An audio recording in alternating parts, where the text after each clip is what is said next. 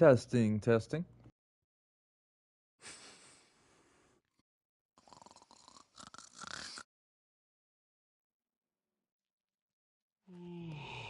All right, welcome back to Beagle Eye Visions, everybody. When we get to the tavern, we'll get started on the second day of the modern day Chatauqua. We got Oro Haracon here with me. He's hanging out. I'm gonna bring him to the tavern. Hopefully they allow parrots in here.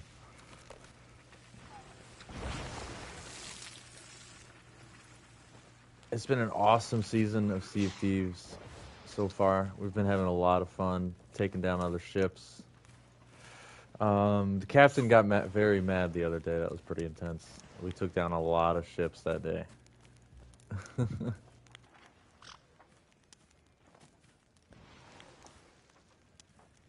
Alright, it's super cold again. Freaking winter is not fun.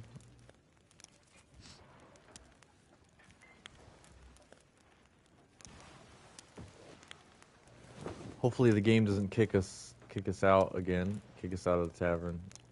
But I'll try to move around the tavern, probably step outside, get some fresh air. I wish I could do that in real life. Unfortunately, the only fresh air I get is when I take Squirt Dog. Taking the Squirt Dog out. A lot of craziness going on in real life, IRL. The Fallout TV show is, it's okay so far. I'm still not getting my hopes up. But it's okay. So we'll get started here. Kind of waiting for a few minutes, see if we'll get any more people in here. Thanks for tuning in. Thanks for joining in. Appreciate you. We're about, let's see here. We're almost halfway through the book. I've been working on the trivium for the next book review. The trivium of I forget the whole name of the book. You know, grammar, logic, rhetoric, input, processing, output. Really good stuff. Really deep. You know, you kind of forget how deep grammar goes, you know, when you leave public education. There's so much to grammar. You know, just like math, too. Math isn't my favorite subject, but math is the same way. There's so much to matrices and x plus y equals b squared. You know, there's so many different avenues to keep your brain going, keep your brain in excellent cognitive function.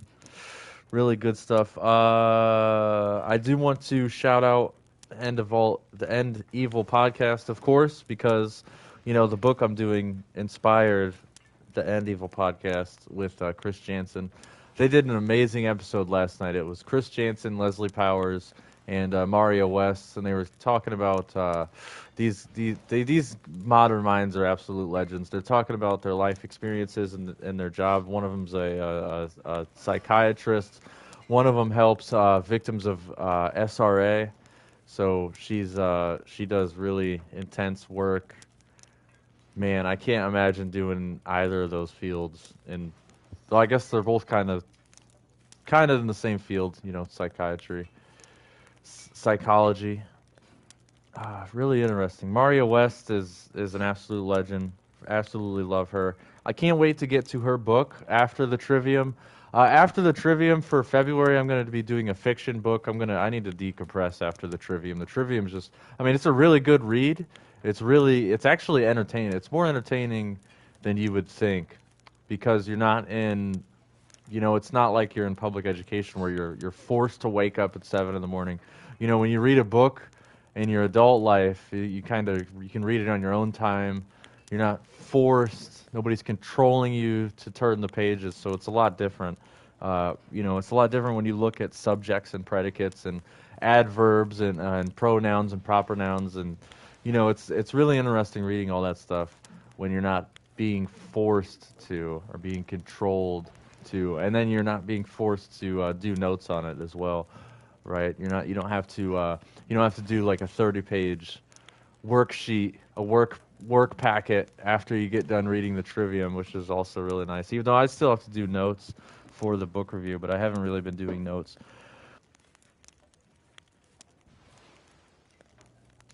Pronouns, subjects, predicates, all that good stuff. Grammar. I'm in the grammar part of the book. I need to knock out some more pages later tonight, but I also need to do some thumbnails. I'm really behind. I'm so behind on computer work, but my computer is just so slow. It's not really fun to do the work, I guess. Well, it's never fun to do the work, right? What am I saying? But anyways, I will get to the thumbnails eventually, but I'm having too much fun playing video games. Plus, it's winter time. Christmas is coming up. I really need to get to Gex. So that's huge. So I'm going to beat Rystar tonight. I'm going to beat Jurassic Park, hopefully tonight, or at least, I'll beat Jurassic Park with one of the characters, get like halfway through it. Hopefully that'll be easy to get through. But anyways, enough ranting on. Somebody tuned in and then left. I guess they didn't like my rants. So we're on chapter 4 on culture. Chapter 4 titled culture, I should say. I'm still kind of waking up, even though it's super late in the afternoon. Oh, it's the cold. Freaking cold is horrible. Actually, I'm going to get back up and walk around, do a little stretch.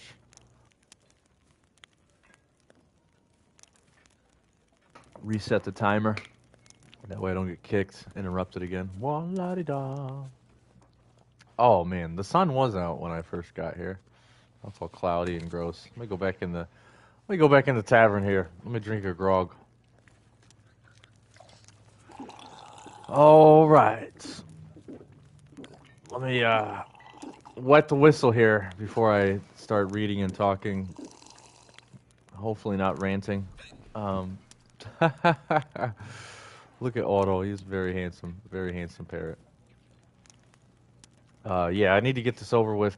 Knock some chapters out, and then that way I could actually go have fun instead of just hanging out in the video game space. I can actually play the video game instead of just hanging out in the tavern. But officially, welcome back to Beagle Eye Visions. I appreciate you. Thank you if you made it this far on the journey. If you've been following along with all the book reviews, you're an absolute legend. You're not just a pirate legend, you're an absolute legend. Follow along with the book reviews. Read the books. Don't just watch the book reviews. There's a lot of people, a lot of friends of mine, they're like, hey, I saw that book review. I'm like, did you read the book? Well, then I don't care if you saw the book review, unless you read the book.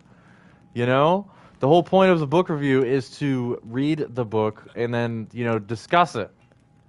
Talk about it, right? You're getting it, making more of an experience. Wake the Dead podcast is talking about this. Hold on, there's a freaking bug on the... Oh, gross bug on the TV. I'm not even gaming and I still can't. It was still distracting.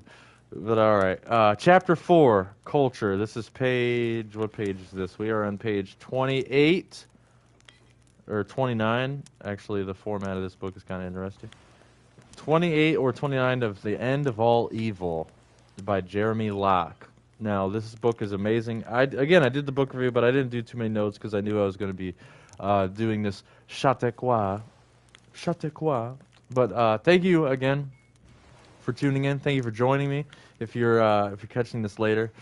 But let's get started. Let's talk about some natural law. Let's talk about freedom, as Blues and Corduroys would say. Cultures are created to protect power structures. Culture is the enforcer of authority. Culture distorts principles in order to defend the authority of evil. Culture must convince you that it is not wrong when law subjugates your worth and destroys your freedom.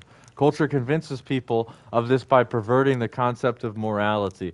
Now, talking about culture, a really good to add light to this, intense subject is there's a comedian. A lot of good comedians talk about culture. Bill Hicks, I forget Doug Stanhope. I can't remember if that's his actual name. Doug Stanhope talks about culture. Bill Burr kind of gets into culture, but I think he's kind of a shill at this point. He's made so much money. You got to be careful. Bill Hicks. What else? What else? There's another guy. Another guy. The angry guy. He's always screaming. Freaking animals are going wild behind me. Um, so many distractions. Animals, go chill. Stupid cat. Jesus. Um, Sam Kinison. Sam Kinison's the guy who's always yelling. He talks about culture. Comedians talk about culture. It's important, right? It's the whole reason why I brought up comedians is George Carlin. George Carlin talks about culture, and also Terrence McKenna. A lot of people make fun of Terrence McKenna, but I think he's got some good work that people need to check out. And at least read some of his books or listen to at least one of Terrence McKenna's lectures. What's up, Elliot? Thanks for tuning in. There we go. We got a good mind in here. Thanks for tuning in. Appreciate you. Lost my spot, but George Carlin gets into the culture thing. It's really interesting. I have kind of a headache. I don't know if it's just I'm tired of the cold or what. So culture convinces people of this by perverting the concept of morality. Yes, that's what it's all about. That's what this whole channel is all about, is morality. What did they say about Terrence? A lot of people like mock him, like Jay Dyer. They just say he's a hippie, and I know Joe Rogan talked about. He used to talk about Terrence McKenna before he became Total Lion Rogan. But a lot of people make fun of him and like talk down on Terrence McKenna, which is weird. I don't know. But yeah, that's what this channel is all about. It's all about morality, and culture distorts your deception of morality. A lot of people, I always tell people that to stop supporting these immoral corporations like Spotify and Disney. But people are like, "Oh, we're all sinners. We're all sinners. We're all going to go to hell anyway. We're all sinners." It's like normalizing being a sinner, even though if you really get into religion, a sin is not necessarily an immoral action, right? Like they look at gluttony as a sin, and I guess it's not an immoral action unless you're eating, dead flesh. Then it becomes an immoral action, which is kind of we could talk about it. It gets deeper than that. But man, I need more W. This W needs to kick in, or I need some coffee to warm me up. Morality is liberty. Immorality is evil. The exercise and defense of freedom are moral. The destruction of freedom is immoral. That is the pure truth of morality. Prudence is the proper application of principle. Imprudence is foolishness. Prudence is not morality. It is not immoral to kick a heavy stone with your bare foot, but it would probably be foolish. Because I think Jay Dyer might be offended because Orthodox is actually the worst form of Christianity. Yeah, I agree. Yeah, Jay Dyer is he's a sketchball. I always said that. I've been saying that for years. I just like his work on like 007 and movies, and like some of his lectures on philosophy, and his old school lectures on religion. There's some gems of wisdom in there, but yeah, you gotta kind of be vigilant, as they say, when you look into some of these guys. Like, that's what people were pooing Mark Passio's work, because he talks about Aleister Crowley, and it's like just to throw somebody's entire work out because they support this one thing. He's always promoting that Eastern Orthodox weird Catholicism. I don't know. It's like, if you read Esoteric Hollywood 1 and even Esoteric Hollywood 2, his first and second book, it's like, bro, you're so close to being an anarchist, but it's like you probably make too much money, and so that's why you're not speaking out against the government, and that's why you're not speaking out. You're not, promoting true voluntarism, but yeah, you can point out the inequities of government and CIA and all these alphabet soups. So weird, right? Like, And people like people give Jay Dyer so much money in his super chats. You know, like that's like I had to like stop watching his live streams because people just give so much money to this guy, and I'm like, why? Just because he promotes God? You know, it's like he promotes slavery at the end of the day, which is, you know, people need to pay attention. It's weird. Again, it's just like, you know, stop supporting Spotify and Disney. You gotta stop supporting these people. Catholic is actually middle of road, and Protestant is actually closer to what Jesus taught. Paul was Roman. Paul was a Roman Jew. That's an interesting take. I like that. Yeah, I think I would. Yeah, I'd probably agree with that comment. Actually, man, thanks for tuning in, man. I love this. I love this.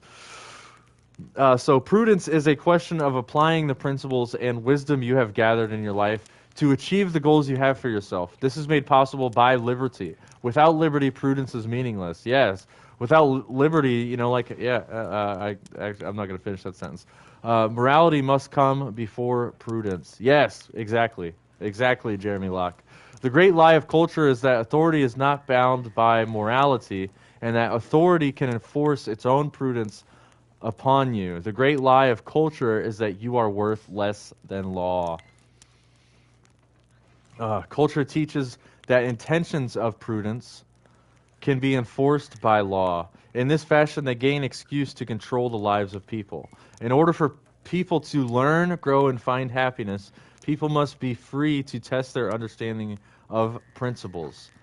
And yeah, just like I said on the first part of the Chatauqua, it's like people, you have to let people uh, like hurt themselves, right? Like it's like that's how they learn. That's how kids learn how not to hurt each other. And nowadays, you know, people keep their kids inside. They're not learning. Uh, it's really weird. With freedom, they can do this by the process of faith, trial, and error. In this fashion, children grow from immaturity to maturity. In this fashion, human beings gain wisdom. Boom. Right. Perfect. Cultures are agents of evil. The objective of evil is the damnation of your ability to grow strong in wisdom. The objective of evil is the destruction of your worth. In order to gain control over you, culture spreads the lie that authority is not bound by morality. It teaches that authority can destroy freedom at will and claims prudence as the reason you should willingly submit. In the name of defending you, culture claims that the destruction of freedom is morality. Cultures pretend that evil is good and that good is evil. Yeah, and you know, again, back to another example that I was talking about, the you know, the prohibition of alcohol, or you know, nowadays prohibition of cannabis, right? It's taking this thing, which is experimenting with your own consciousness, not doing harm to anybody, right? And yeah, experimenting with your own consciousness. And culture makes this thing illegal, right? It makes it a sin, makes it quote unquote immoral. Like they will do violence on you if you smoke a joint, or if you get too drunk and go drive a car, right? And I think that is immoral. It's very dangerous to get drunk and drive a car. Get drunk at your job, and you know, like operate a nail gun. You could accidentally like shoot somebody else you know, shoot your coworker in the ankle. But we got another comment here. The only way to God, these are some of the main issues, Christianity and the inherent sin thing. I haven't really looked at Jesus on that one enough, but I do remember Jesus saying he died for your sins. Yes, the only way to God, that's some of the main issues with Christianity. Yeah, and the inherent sin thing. Right, that's a... Why am I brain farting? The way Christianity tricks people is that the God is truth, and I talk to other Christians, and they'll agree with you, but then they'll you know, they'll be like, oh yeah, incest in the Bible is okay because it was like pure bloodline, and I'm like, oh dude, you totally lost me. You totally lost the allegory of the Bible, right? The whole sacrifice thing is magic and logically doesn't make sense. Right. I've been researching it, and I think the circumcision thing is actually a sacrifice to the way To the war god. Yeah, exactly. Exactly. The sacrifice to the war god. The circumcision tool is shaped like Aries. Whoa, that's so true.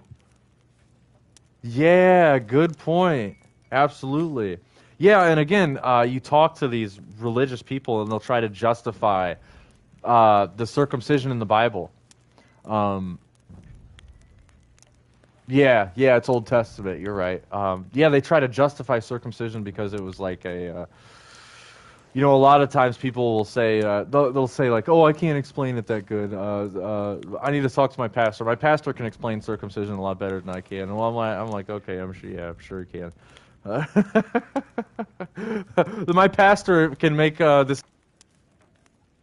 children make it. He can make it sound a lot better. He makes it sound less like a less sound. He makes it sound less like torture there. Yeah, yeah, it's like, yeah, I'm sure that's why you go to church every Sunday to feel better about yourself.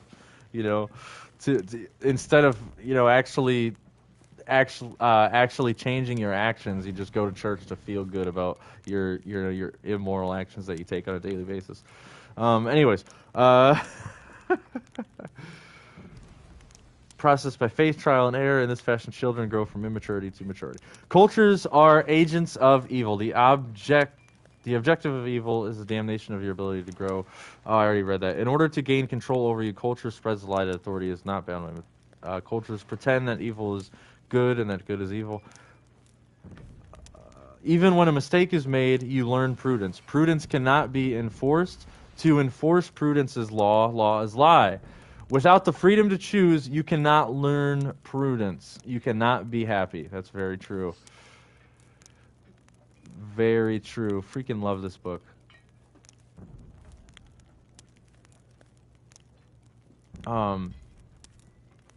Prudence cannot be enforced. To enforce prudence is law. Law is lie. Without the freedom to choose, you cannot be happy. Blah, blah, blah. Morality can be found all around you. Wherever you find it, you will find joy. Wherever you find immorality, you will find misery. Culture enforces authority by destroying freedom with law. This is immorality. Yeah, like there is the old man. Oh gosh, that's intense. The old man getting the blood out is Saturn still, I think, though. I originally thought it was a Saturn sacrifice completely. Isn't Saturn, or no, that's Mars, is like the a representation of war or something like that. Aries or war is just as much about sacrifices and Saturn, I think. Yeah, I absolutely agree with that. Yeah. Yeah, Santos Bernacci's his early work gets into he gets into that stuff. It's really good. Yeah, yeah, it's freaking gross. I'm cringing over here. um, Morality can be found all around you. Wherever you find it, you will find joy. Culture enforces authority by destroying freedom with law. This is immorality. I need to stand up and stretch here. The game's gonna kick me. Saturn is like, yeah, Father Time. Yeah, there's an old school Northern Indiana band they were uh, a lot of metalcore bands back in the day they claim to be Christian, but a lot of metalcore bands like Texas in July, I think they're true Christians, like in the in the Mark Passio sense of true Christians. Like I consider myself to be a true Christian. Like that's the whole thing about church that drives me nuts is you go to church and it's always they talk about scripture, right? Scripture. Jesus' teachings, Jesus, blah blah blah blah blah blah blah. All this stuff, but they never talk about morality. Churches, you go to church, they never bring up morality. It drives me nuts. Like morality should be on the main topic every Sunday, right? That would make me go to church more if they were talking about morality along with the spirituality. But that's why in my opinion, it's not real spirituality because of how little they talk about morality. That's why these big mega churches they have. There's a church down the road from my house. It's actually like less than a mile away. This church has a Starbucks inside. I think they even have a Taco Bell like inside of the church. And I'm like, come on, man, Starbucks is like crazy The logo is a siren. Like, come on, people. I'm gonna get some more W here real quick.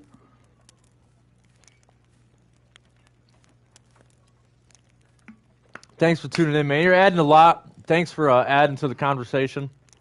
I really appreciate it. It's always nice. Makes getting to the information a lot better. Yeah, Starbucks. Yeah. It's ridiculous, man. And I used to go like my ex's mom. My ex's parents, like her parents were super Catholic. So for Christian, she like one thing she wanted out of all of us, because we like, none of us paid rent or anything back then. She was like, I just want you guys to go to church. And I'm like, girl, this church has a freaking Starbucks in it. That's what Paul did. He incorporated the church. Yeah. Control of speech. Speech is controlled by culture because speech advances wisdom. Human communication, right, like YouTube. Oh my gosh, so much censorship on these stupid platforms. Now the cat is getting into more Cat! Freaking getting into more stuff. Where's my Nerf gun? Speech is controlled by culture because speech advances wisdom. Human communication accelerates growth and learning on an exponential scale. People learn principles on their own through experimentation with their environment. But they learn far quicker when they are able to communicate their thoughts through speech. Speech is the single most powerful tool of humanity. Through it, children and adults alike accelerate knowledge and anything they desire to learn. Yes, and this is so true.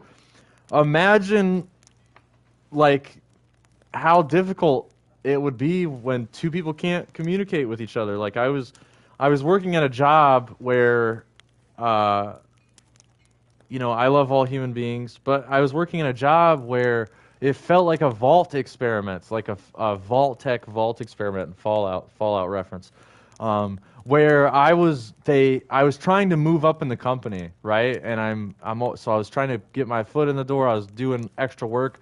I was the last one to leave some nights. Like, it was me and this other guy. Everybody else, especially on Fridays and Saturdays, everybody would, like, get out and leave immediately. We'd close the restaurant, and me and this other guy would be, like, doing all the deep cleaning, making sure the restaurant looked real good and everything was clean. Because working in food, you got to have cleanliness working in food, right? You're serving the public.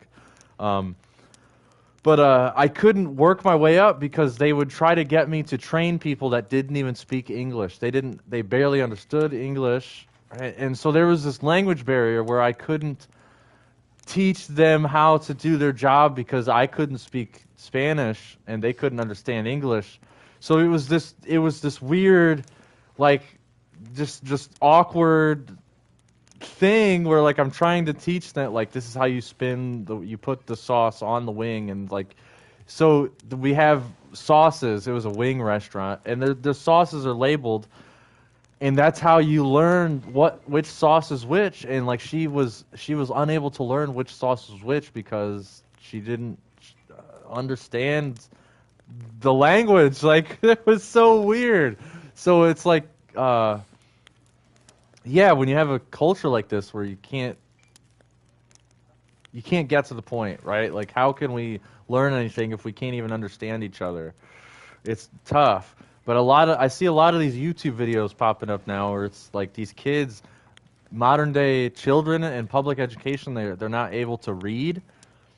And so the teachers are unable to communicate with the children because the children, they're unable to process what the teachers are trying to teach. It's crazy. Like, it's crazy. It's unimaginable. You're trying to, like,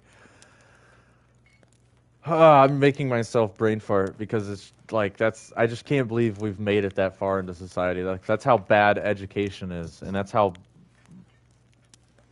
like, bad parents, like, this. I hate to go back to the parenting thing. Like, I feel like a boomer hitting on, beating a dead horse, but like, we have to read to each other. It's so important. That's what the Chatauquas were. That's what it was all about. It started as a adult education movement where they would read books and they would travel and they would give out books to people. Like, they would, starting from New York, they would go on tour all the way to the West Coast, and they would give out books to people and, like, help each other read. Reading is so important, and teaching the trivium to people is so, like, It's just so freaking important, people, guys. Like, anyways, we're gonna keep going. Sorry for my freaking boomer beating a dead horse rant.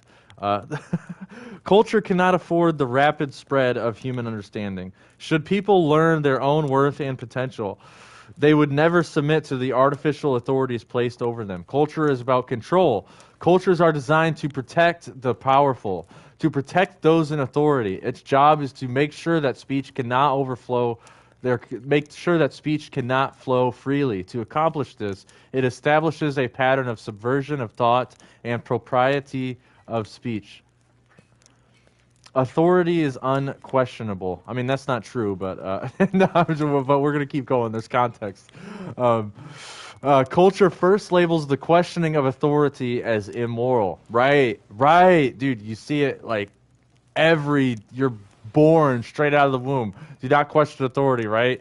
We go to your churches, we go to your schools, your institutional learning facilities. So how could you say that I'm crazy?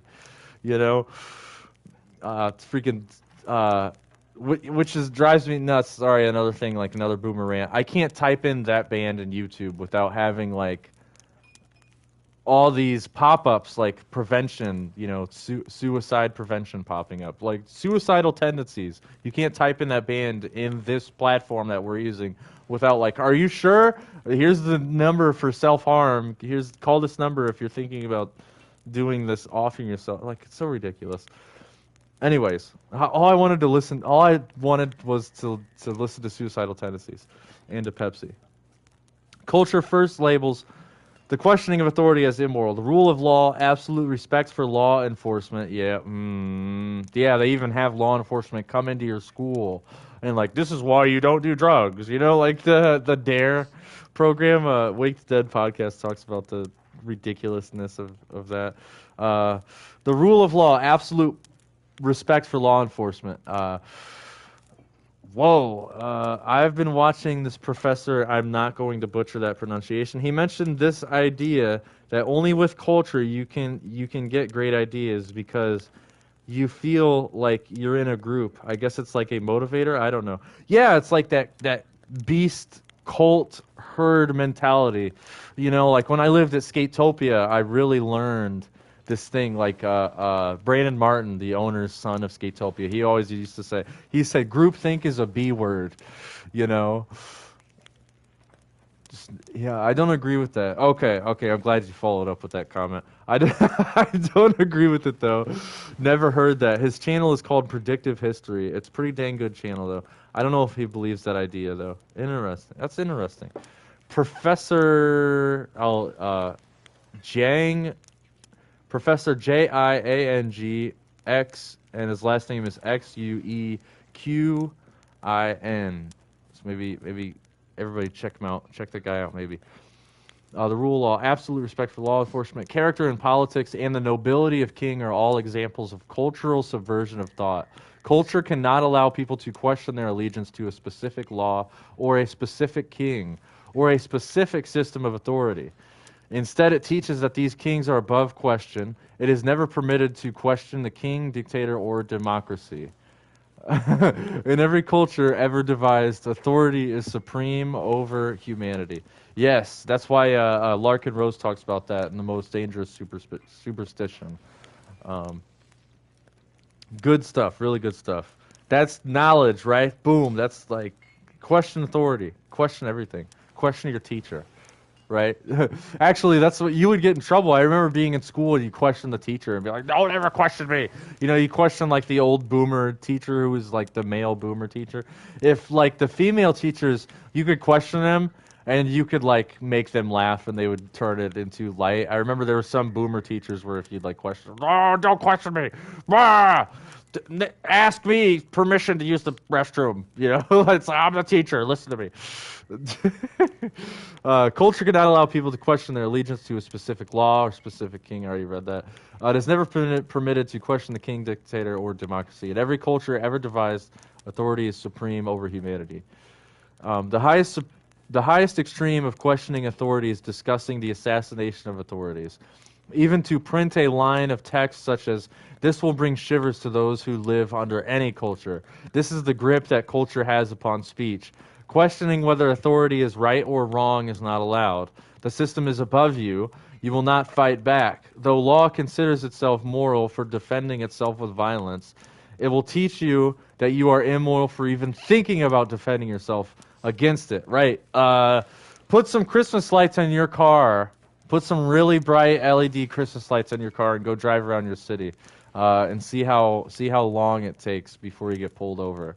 Right. Try to add some festive spirit.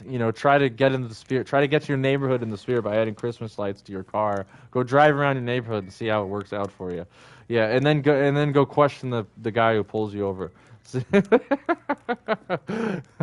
You'll probably get fined or a black eye at the minimum. Lesser taboos on questioning authority exist in varying forms in the cultures of history. In modern times, this is the most obvious in the shame brought upon anyone who questions the respectability of police. Right? Synchronous. Well, it's so synchronistic that I said that. Public education teachers or other public employees. Their work is considered to be above the work of everybody else. Yeah, IRS employees. Like anybody who works for the IRS. Their actions and their jobs are beyond reproach because they are agents of authority. It is sometimes called respect for the office or position. Questioning their right to interfere with your life will bring you the scorn of culture. This is the control of speech. So true. Further examples exist in the belief that paying taxes is noble. Not one person would pay them if they didn't have to. Not one person pays $1 more than is demanded of them under threat of imprisonment. And yet, throughout culture, you hear that people speak of the nobility of paying taxes. Taxpayer is the title given by those seeking legitimacy in political arguments. Culture teaches that good people are those who allow themselves to be extorted and controlled without thinking.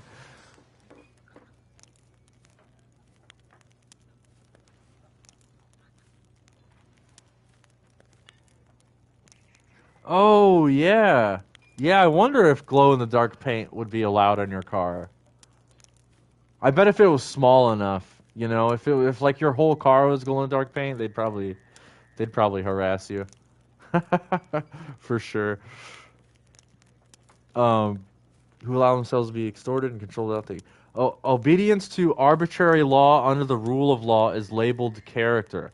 The more destructive a law is to humanity, the more praise of nobility culture will give to them who obey it. Right? This is the pandemic comes to mind, right? Or another quote that as always floats around in the freedom community is a quote by Joseph Goebbels, who is the main minister of propaganda for the German Nazis in World War II. This quote that he always said is, "Make the lie simple, make it big, keep saying it, and eventually people will believe it." And that's so true. And think about that quote, especially nowadays. Especially during when they turn all of our houses into prisons. Let me get some more W in here. I'm kind of talking too much. I got some dry mouth. I need to mix up some more W because I'm going to play some video games later. I'm going to play some old school Sega Genesis. I'll be live streaming again. So I don't know if I mentioned it, but this is the 1,000th video of Beagle Eye Visions. In just a few short years, I've pumped out 1,000 videos, and later I will be pumping out the 1,000th. How do you? I don't see. I'm bad at math. I suck at algebra. 1,001st video. Is that how you say it? I don't know. I need some more W, obviously.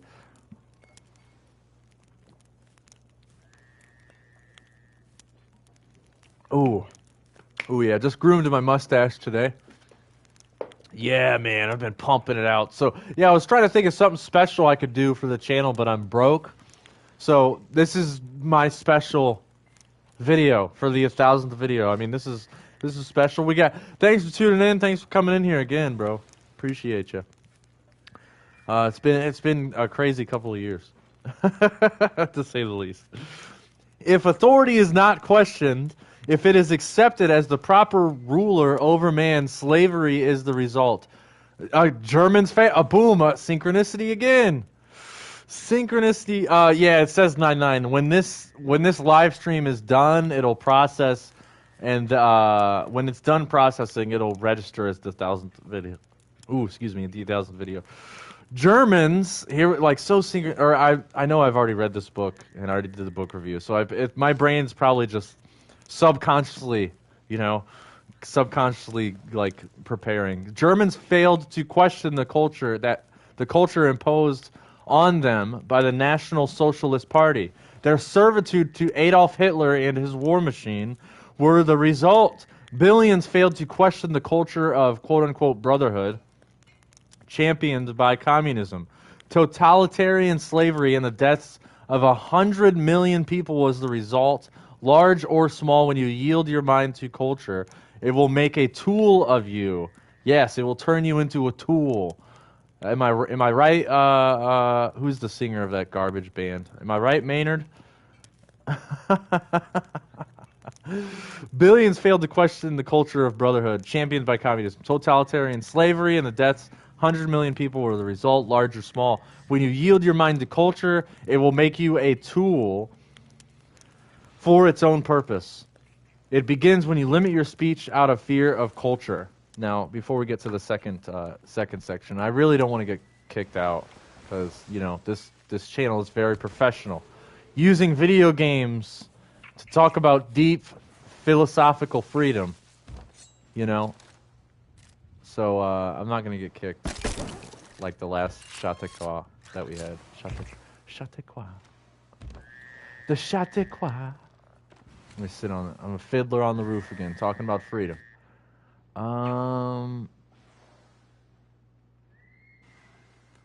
Should I just sit here and dance while I'm talking the whole time? Sit here and do the 1-2 punch? No, I'm not gonna. That sounds like torture to my poor pirate. All right, now nice beautiful view there. The diversion of propriety. I need to turn the light on, dude. It's cloudy and freaking winter, dude. Winter sucks. I hate the winter. Diversion of propriety. The next step in the cultural manipulation of speech is the creation of propriety and politeness. These define the artificial enemies of society that culture would have you focus on instead of authority. These are designed arbitrarily to divert attention from the evil of authority. What would the world look like if you were free to open your mouth? The minds of people are tethered under ideas called cultural propriety, political correctness, and politeness. Political correctness is engineered slavery. Again, Terence McKenna and George Carlin both talk about political correctness. Both have really good work on the idea of political correctness. Political correctness is engineered slavery. Boom. Shut the camera off. Shut the video right there. It says everything you need to know. I'll say it again. Political correctness is engineered slavery. I hate political correctness. There's a really good punk rock band, Guttermouth. They have a song called PC, and it's a hilarious song. It makes light of, you know, the idea of people controlling each other through, you know, the quote-unquote politeness of political correctness. You know, the grammar Nazis. It focuses attention on controlling the speech of people in such a way that they believe the enemy of people is impoliteness. They are taught to believe that they are naturally racist, sexist, and bigots. Oh my God. And it's so true. It's so true. Oh my God. Only when culture keeps a tight control on speech are people safe from their own demons. Culture teaches the limited value of people. Culture is not your friend, to quote Terence McKenna. Coarseness of language is the shameful speaking of words or concepts outside the propriety of culture. While there is nothing evil in a word, say that again for the people in the back. There's nothing evil in a word, except for that hard R N word. I don't like that word. I don't like when people use it. It makes me want to backhand people and send them back to school when people use that word. While there is nothing evil in a word, and languages are reinvented and molded every day, culture would have us believe that the words we use are where evil lies. Yeah, that's so stupid. And that, again, public education makes pushes that idea so hard. Like, don't talk about religion and public education because you might offend people, right? I remember that was a huge thing. When in elementary it didn't matter, but like once I got to high school, like you couldn't make fun of other people's religion. If you did that, you would get written up and like sent to the office so fast if you made fun of other people's religion. It was so weird. And religion is just another form of brainwashing. It's another form of culture, right? It's another form of a cult. It's so ridiculous. And this is how, this is the cult of public education. While there is nothing evil in word and languages are reinvented and molded every day, culture would have us believe that words we use are where evil lives. Instead of the crushing of the human spirit employed by authority. Right, exactly. A curse is a wish of harm upon a person. Right, that's true magic. Magic with a K.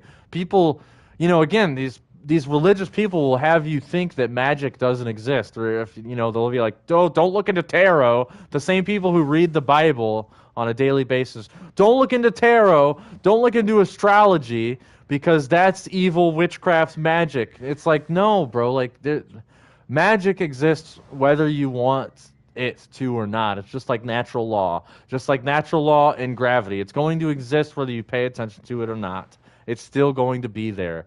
When people go to the voting polls, when the government convinces people to vote for a puppet master and they go to the voting polls, that is a form of magic. That is a form of dark magic, in my opinion. And that's not even my opinion. I think I would almost argue that that's the truth. That is dark magic. Getting people to enslave their neighbors through, virtue, right?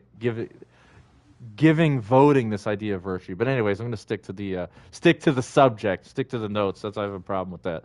Employed by authority, crushing the human spirit employed by authority. A curse is a wish of harm upon a person.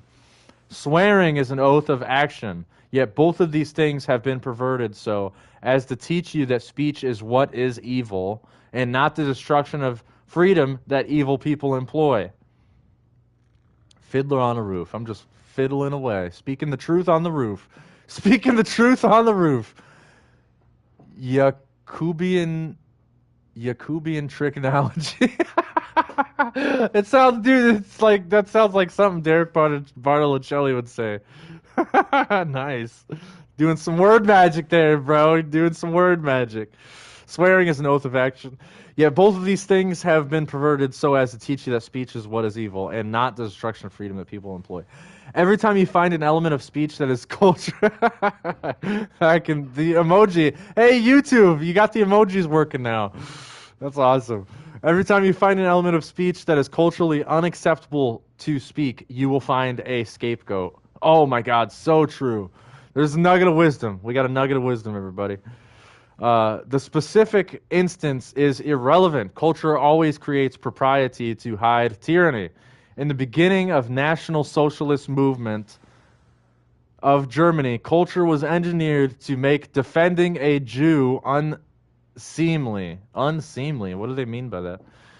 To make defending a Jew unseemly. Okay, I gotta look that one up here. We gotta take a minute to look that one up, and I'm gonna have to turn the light on. My boomer eyeballs are not working. Unseemly, of behavior or actions not proper or appropriate. Oh yeah, so basically kind of going on in line with ethics there. Let me get a light on. Squirt, stop eating butt, please. Squirt, if you could stop eating butt. That light did nothing. Okay, all right. Testing. Making sure my mic doesn't go out. Using my old headset. All right, there we go. I lost my spot. Not whooping. Every time you find... Dang it. Oh, that's funny right there. You will find every time you find a scapegoat. Culture always creates national social. Culture was engineered to make defending a Jew unseemly. It likewise made it impolite to challenge those who condemned Jews. This pattern is found in every culture ever created. Nazi culture was not after the control of the Jews, it was after control of the Germans. Oh my gosh, so true. So true. Wake up, people. Choice. In order to free yourself from the slavery of speech control, you must understand the principle of personal offense. If you are offended by a word or a sentence, then you have chosen anger and hurt for yourself. Culture would have you believe that it has been forced upon you, but this is not true. Again, another comedian to make light of this subject. Another comedian, Stephen Hughes. He talks about what happens when you get offended. He's got an Australian accent. I'm not going to try to butcher his accent, but his accent makes it even more hilarious. He's like, "What happens when you get offended?" No, I'm offended by boy bands. What am I going to do when NSYNC gets on the TV? What am I going to do? Call the police? He's got another joke about like giving money to homeless people. He's like, don't people say don't give your money to homeless people? He's going to spend it on drinking drug. He's like, well, what do you think I was going to do with it? I love Stephen Hughes, but he talks about like how culture can poison us. This fire is going out too. I might have to. I'm sorry. Let me go back to the tavern. Let me go back to the fire. It's cold out here. All right, take a little intermission. Go use the bathroom, everybody. Switch seats here. Get the fire's kind of going out, so I'm gonna have to restoke it. So we'll be right back here. Thanks for tuning in to Beagle Eye Visions. This is the most professional YouTube channel on the internet.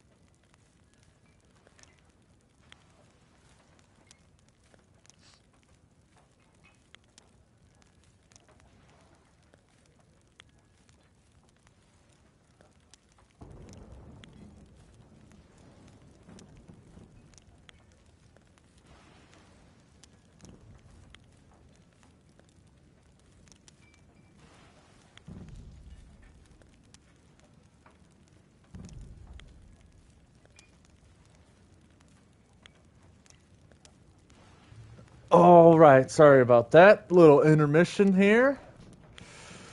Said that's a good point. About the drinking drug thing, yeah, it drives me nuts when people say that. Don't give money to the homeless guy if he's just begging.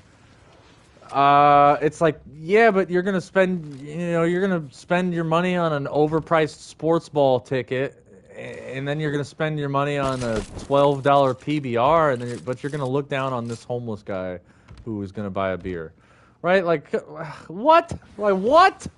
Who? What? That just don't make any sense. You're gonna spend $200 to go see Notre Dame, right? Right? You're gonna buy $12 pints of Guinness, but you're gonna look down on the homeless guy. It doesn't. I never understood that. It drove me nuts. Like I literally used to hang out with. I used to hang out with people. Let that be known. Used to hang out with people who would like, whenever like we went to Chicago to go see NoFX during Riot Fest. NoFX is fake ass punk rock band anyway. I hate NoFX. Fat Mike is a loser. I want to fight Fat Mike, even though he's kind of old now, and I don't think that would be fair because I'm like half his age at this point. But yeah, like we like walk past the homeless dude who's asking for food, asking money for food. You know, he might get a beer. You don't know what he's gonna get. He's gonna get whatever the hell he wants. But you know, like she was making fun of it, like, dude, don't give your money to that piece of shit. It's like, bro, I just saw you spend $20 on a Long Island iced tea at a venue, and it's probably the same quality of alcohol that bum is going to be drinking, and you spent $20 on it, dude. Like, come on, come on, freaking hypocrites, man, hypocrites everywhere. Sick of them, sick of them. Hey, Jamie, can we get you to stoke the fire? I need to hire Jamie. I need to hire Jamie, stoke the fire, and stir me up some dubby. But anyways, we're going to keep moving here. Keep on moving on. Pattern found in order to free yourself, culture would have you believe that is... but this is not... I'll just reread this whole part. I don't know. Choice. In order to free yourself from the slavery of speech control, you must understand the principle of personal offense. If you are culture would have I already read that. Culture would have you believe that it has been forced upon you, but this is not true. Culture would have you believe that evil is found in the discussion of ideas or the passing of intentional or unintentional insults. It would have you believe that certain words or illusions are where evil is to be found within society. If evil can create the enemy of speech, it can convince you to yield to its control. This is the design and purpose of culture. Yes, this is why, people don't talk about the elephant in the room during holidays. This is why people don't talk about politics during holidays, even though politics is an unnecessary, immoral form of control, right?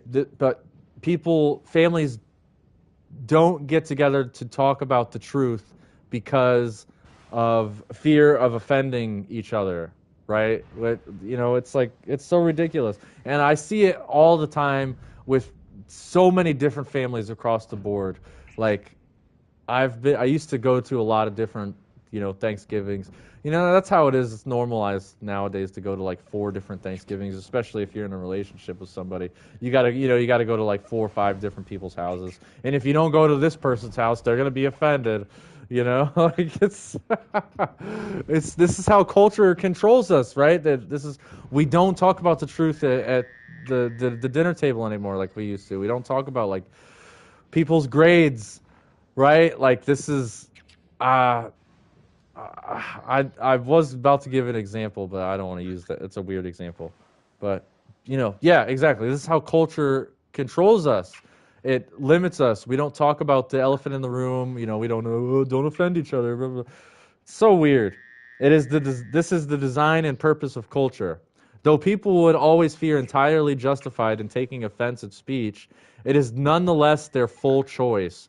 They have the freedom to feel anything they want when they hear the mind of another person. Yet the solution offered by culture is to force speech into a manner conducive to culture's taste.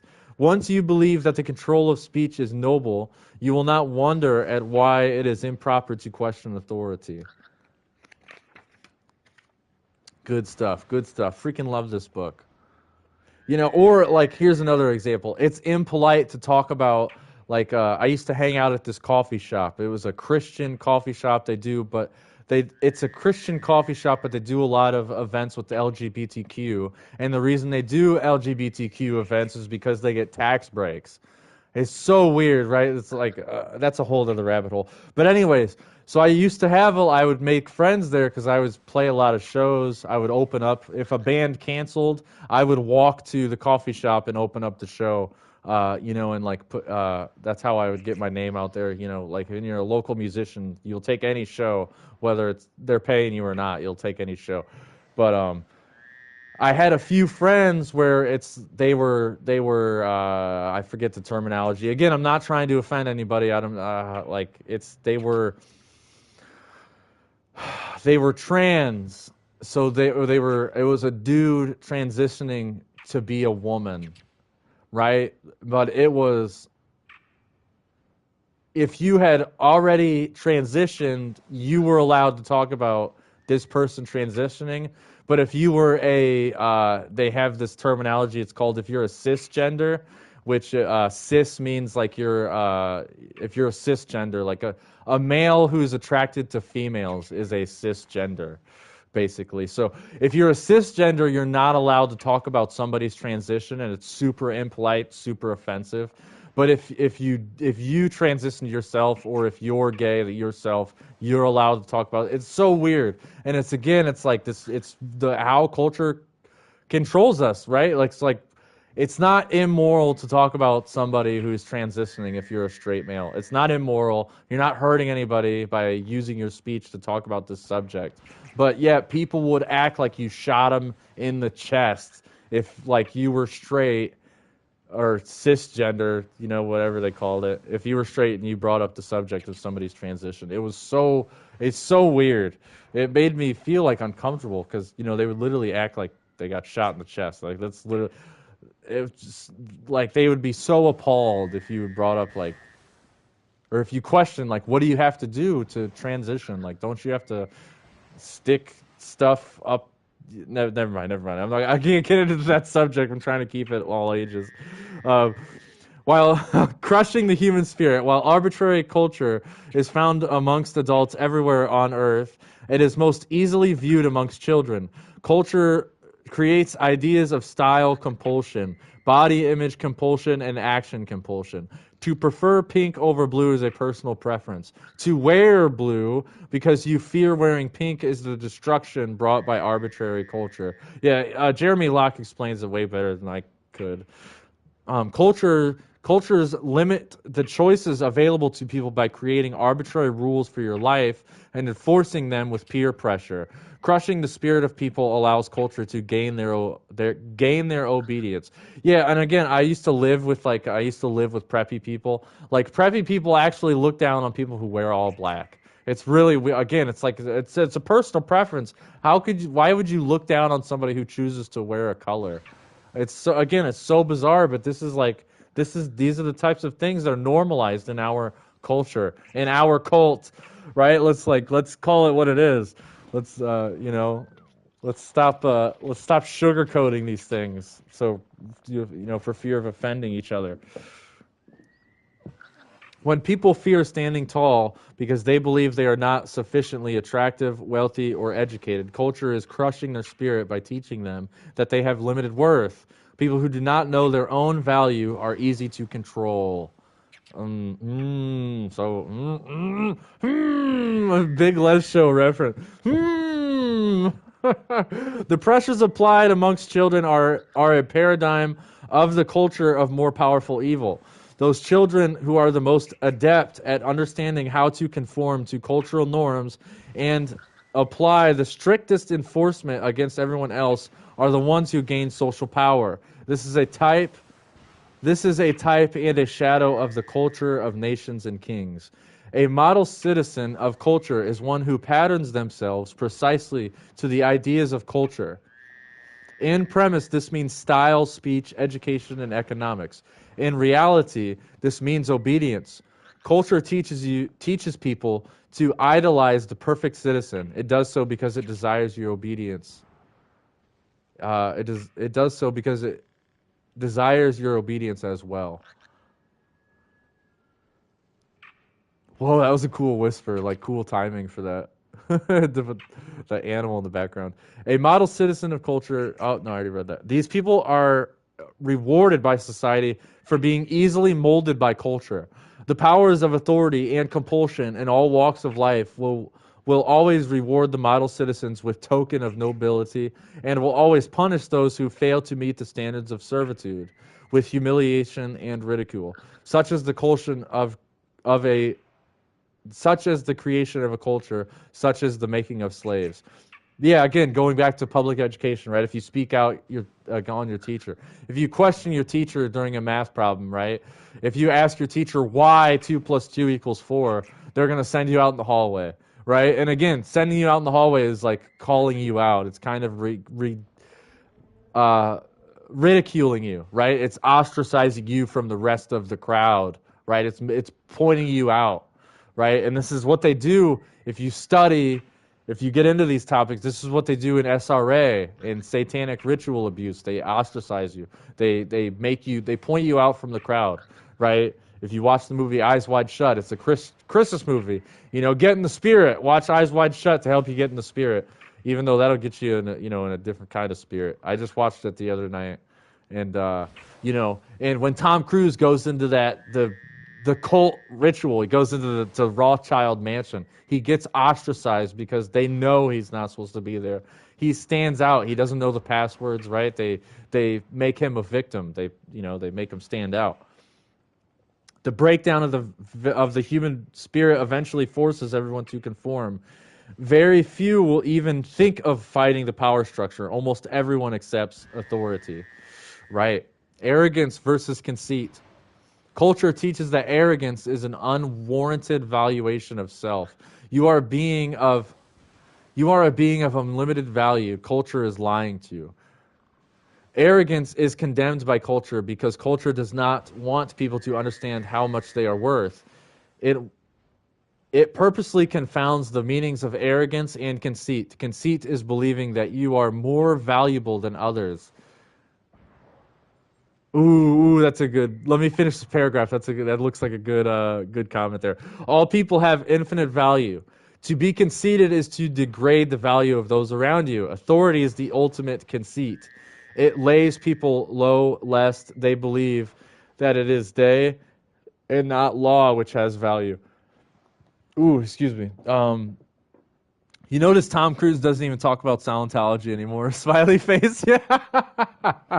So yeah, that's very true. Dude, Scientology. Oh my gosh, that's a crazy rabbit hole, especially on YouTube. You can look up Scientology on YouTube. I lost myself for like a few hours one day, just like because there's a guy who records, like he'll stand outside of the Church of Scientology and records like he's like, you guys know that's a cult, right? And he'll like bring up certain topics that the cult of Scientology believes in, and he's like, this is the contradiction. It's so hilarious.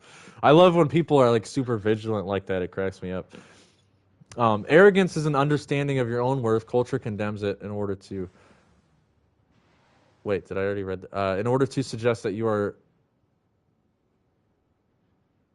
really not of sufficient value to do, say, or accomplish things that you desire. Arrogance offends others because they have been taught by culture their entire lives that they have little or no value. They are hurt by the misunderstanding that arrogant people are better than they are. They are taught that arrogance is conceit. If people are not so easily swayed by the doctrines of culture, they would recognize that all people have equal value.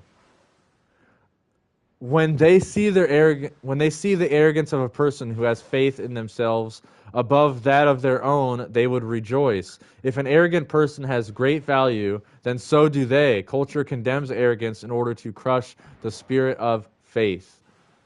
Without culture, people would allow themselves to revel in the inspiration that arrogant people provide. The arrogance to believe that we can fly, cure disease, and accomplish wonders. The arrogance to suggest that you can govern yourself. Yeah, you can govern yourself? You have authority over yourself? What an asshole. Like, how dare you not believe in government? Enthusiasm and excitement. Enthusiasm for life is frequently ridiculed by culture. Those who are excited by the wonder and beauty of our world are in danger of understanding how much they are worth. This is not something that culture can allow. Right. Excitement and enthusiasm are allowed only in limited and predefined forms. Every culture is different, but they all provide quote-unquote acceptable directions and outlets for excitement. These outlets divert the arrogant expression of enthusiasm so that others will not be inspired. Oh, oof. Big oof. Culture dismisses achievement as impossible for the average person. It teaches that most people can expect only limited success in their life. It teaches people to accept that dreams are unreachable. Without exception, the reason that dreams are so hard to reach is because of culture. Laws, control, and the crushing of the human spirit limit our ability to achieve. Yes. Relegare, religion, to thwart from forward progress. It looks like it's about to rain here, so I'm going to...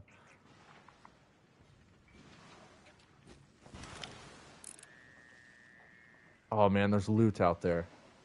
Yar, there's loot out. There's gold in them waters. But we're educating. We're educating each other.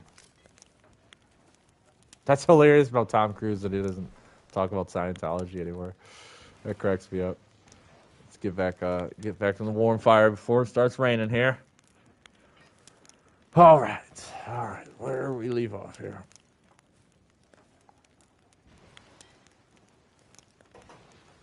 Only human. That's a Matrix quote. Culture has many variations of the phrase only human in every language. The phrase implies that ultimately limited value of the ultimately limited value of people. This phrase is a lie. People have an unlimited capacity for intelligence. Things in the realm of the supernatural in ancient times are commonplace today. Principles that are amazingly complex become simple to intelligent beings as they are understood. With freedom, the more you grow in learning, the more wisdom opens your mind to the purity of our reality. Oh, that's beautiful. I love it. Get me rock solid. Cultures frequently teach that intelligence is hereditary. Yeah, that's so true, but that's total BS. In conjunction with the notion that the powerful are more intelligent. Yeah, again, total BS. This teaching is designed to imply that those in authority rightfully belong there. Oh my God, just the idea of that. Oh my God. It is designed to teach that the intelligence of people is limited by the physical construction of their brains. Those not in authority are obviously not qualified to rule themselves. Culture needs people to accept limitations in order to swallow obedience. That's a hilarious way to put that. To swallow obedience is crazy. Glorification, but that's what people do, man. That's what people do nowadays. They literally swallow obedience. Glorification of historic evils. Contemporary culture has a tendency to romanticize the evils of history.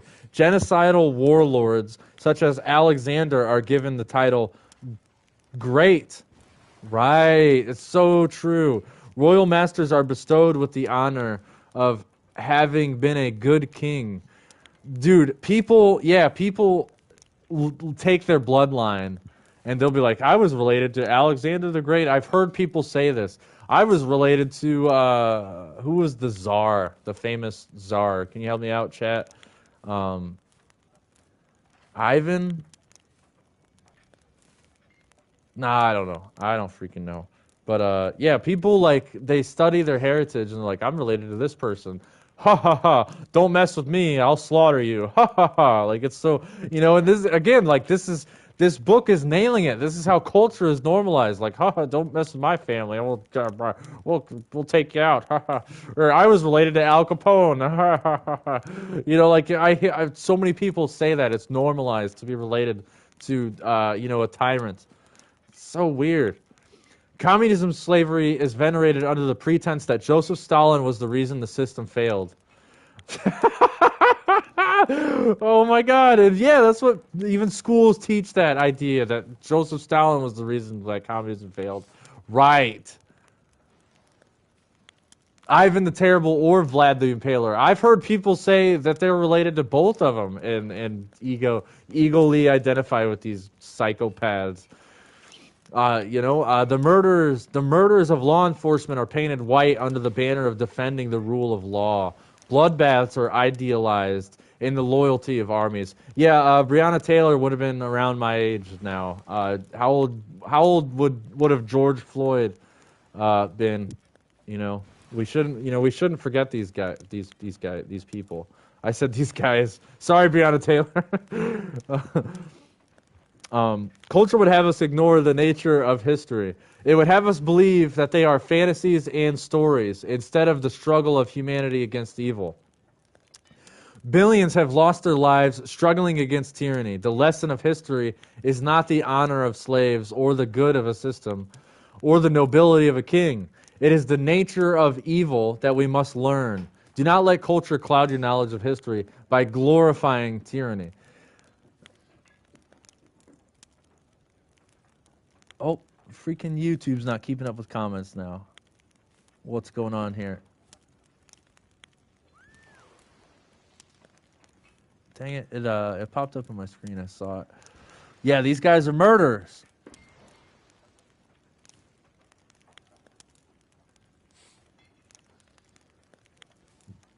Dang it, I can't find your comment. Freaking done, YouTube. Where'd it go, where'd it go, where'd it go?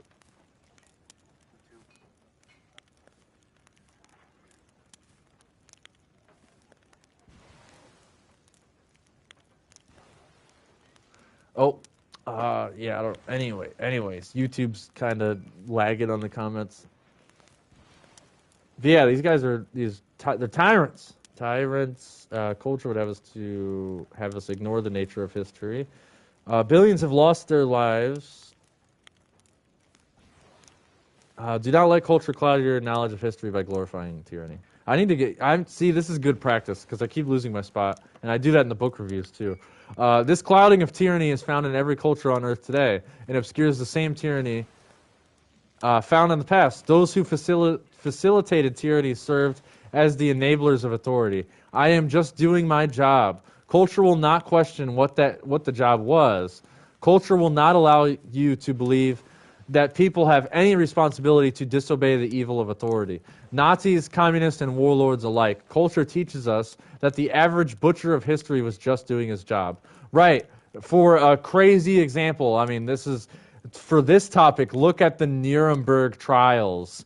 What they did, like, on the trials of all the Germans who were, like, during World War II. Look up the Nuremberg trials.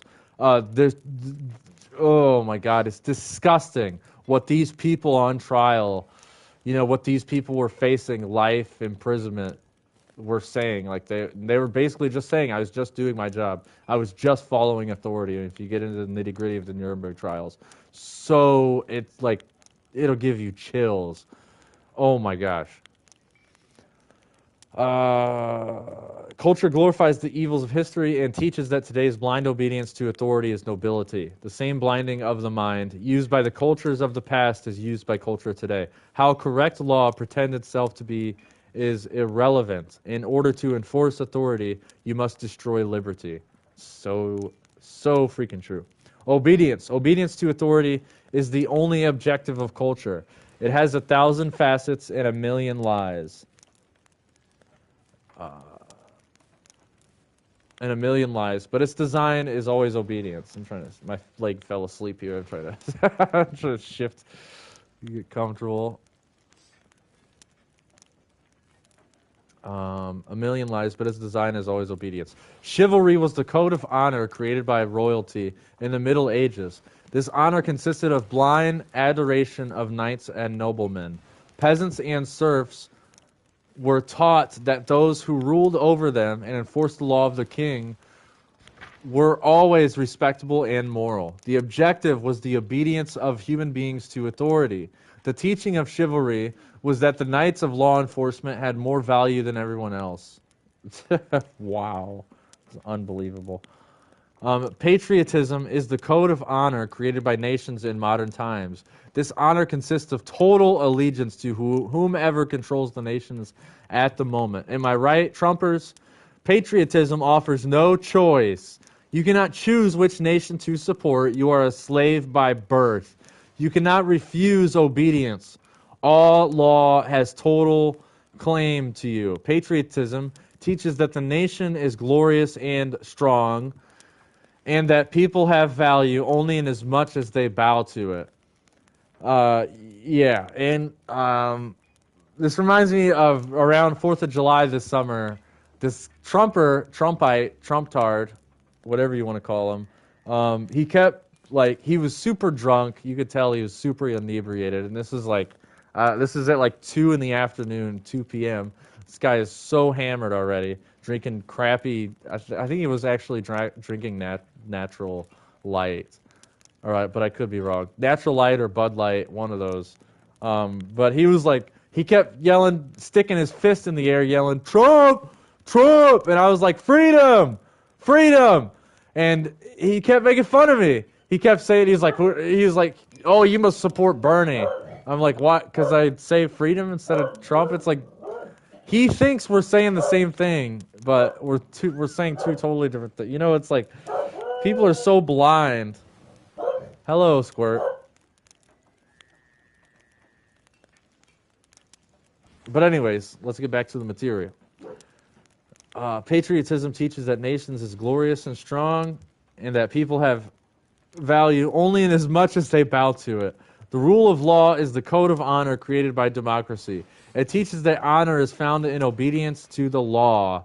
This code teaches that you cannot examine what the law says, or who wrote it, or why. The rule of law demands total obedience.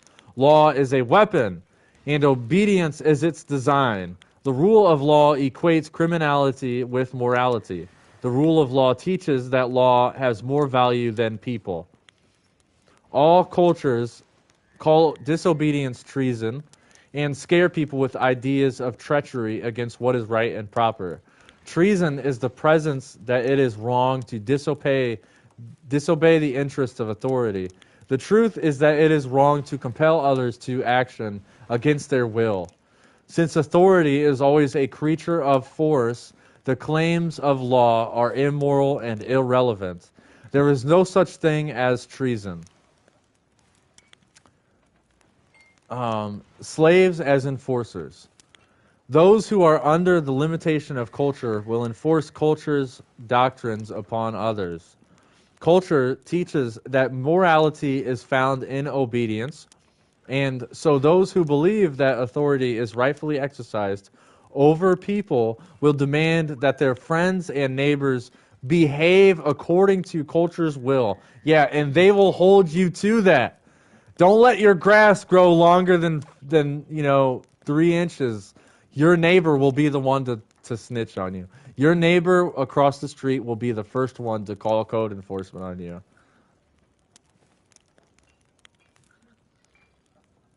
This is the treachery of culture. It convinces people that slavery is morality.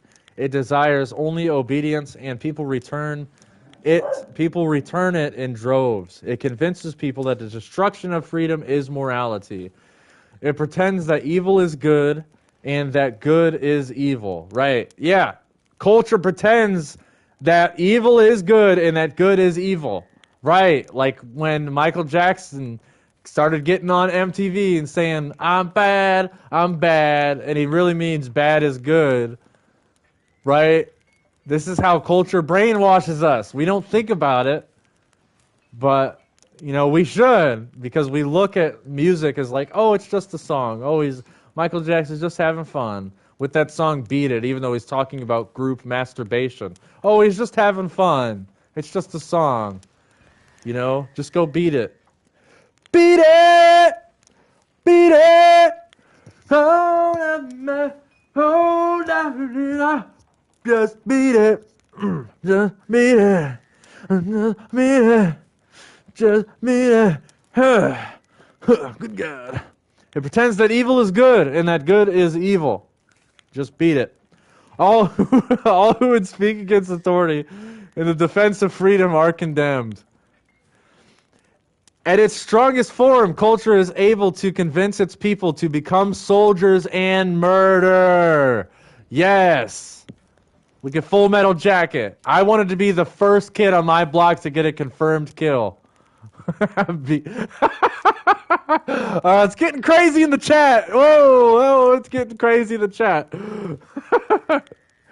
We're just having fun, okay? It's just locker room talk, guys. Just beat it in its strongest form. Culture is able to convince its people to become soldiers and plunder and conquer new peoples. It has happened in every empire. It has happened in every kingdom and nation. From Nazi warlords to barbarian hordes, and from lynch mobs to law enforcement, authority is expanded and retained by violence. Police officers came from runaway slaves, never forget. 911, never forget where law enforcement came from. Authority is expanded and retained by violence. Those who participate in furthering the goals of evils are given the titles of bravery and honor by culture.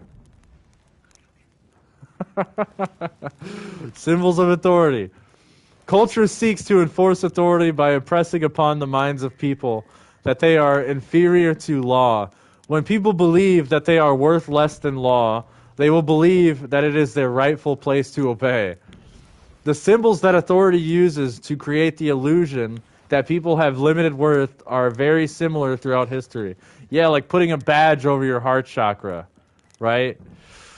Or the old school police officer's hat, putting a badge over your third eye chakra. You're putting a badge over your pineal gland with a checkerboard floor over your crown, right? The checkerboard symbol over your crown. Those old police hats. The symbols that authority uses to create the illusion that people have limited worth and very similar throughout history. Or another example, the square on your head when people graduate. You know, my cousin just graduated college, you know, and what do? They put that square on your head, right? That square right on top of your head is like you're a blockhead, right? You're a blockhead for going to college and paying all this money and putting yourself in debt just to get a quote-unquote education, right? To get this degree, right? Which is Freemasonic, right? Degree. You go to school to get the degree. Freemasonry. But people say Freemasonry isn't in religion and in culture. No way, Henry, you're crazy. You're just putting the tinfoil hat on. Take the tinfoil hat off, Henry. It's just a bachelor degree. It has nothing to do with Freemasonry. Yeah. Keep thinking that, you... Oh, I almost cussed. Keep thinking that, you dumb dolt. Keep putting your head in the sand, going to church, sitting in that church pew, and praying, because you're prey, you uneducated tard. That freaking dunce hat. Where's my clown horn? Where's my freaking clown horn, damn it?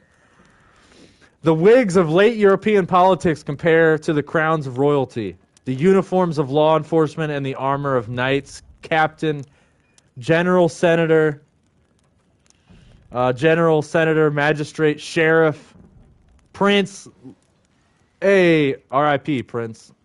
I miss you, Prince. Lord, titles, clothing, and badges have been used in every culture in history to create the illusions of authority.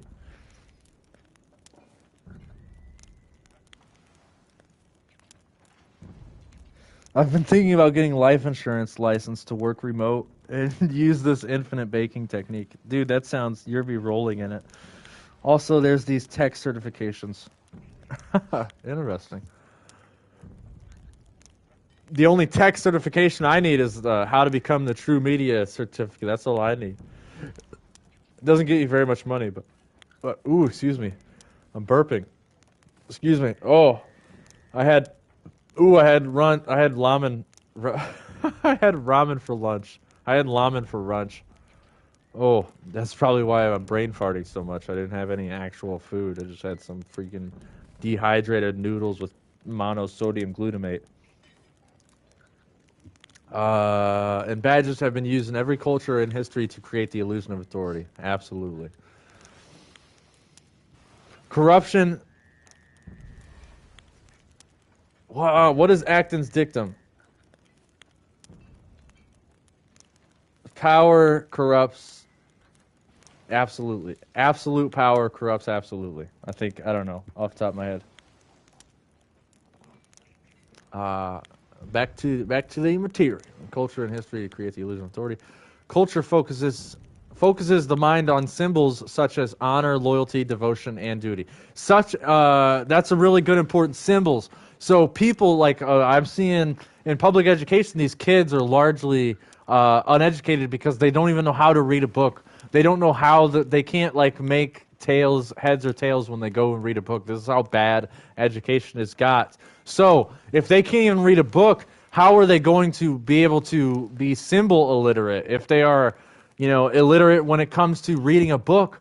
When it comes to symbols, right? A symbol is how we need symbols. Like symbols are just as important as reading. We read symbols, right? Symbols is you can go to another country with a foreign language that you don't understand and still use the same restroom, right? Because of symbols. Symbols is a way that we communicate.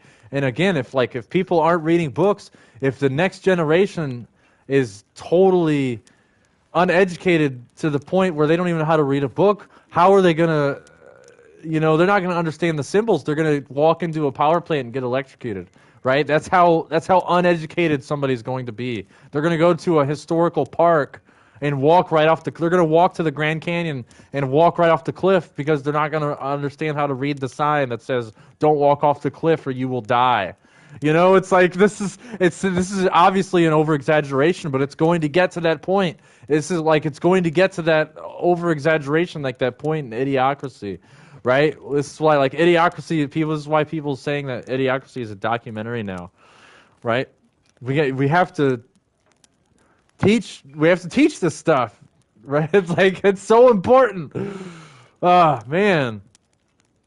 There's not enough people saying that we need to teach this stuff too. It's like our voices are too quiet. Such symbols are not new. It is easy for most people to recognize the foolishness of loyalty to king, dictator, or communism. However, people still fall to modern symbols such as law, democracy, and patriotism, or Christianity, that cross. The cross is a symbol of violence.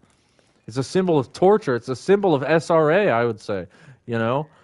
If the objective of a symbol is obedience, it is evil. Right. We got to be teaching that natty law and infinite baking. Absolutely.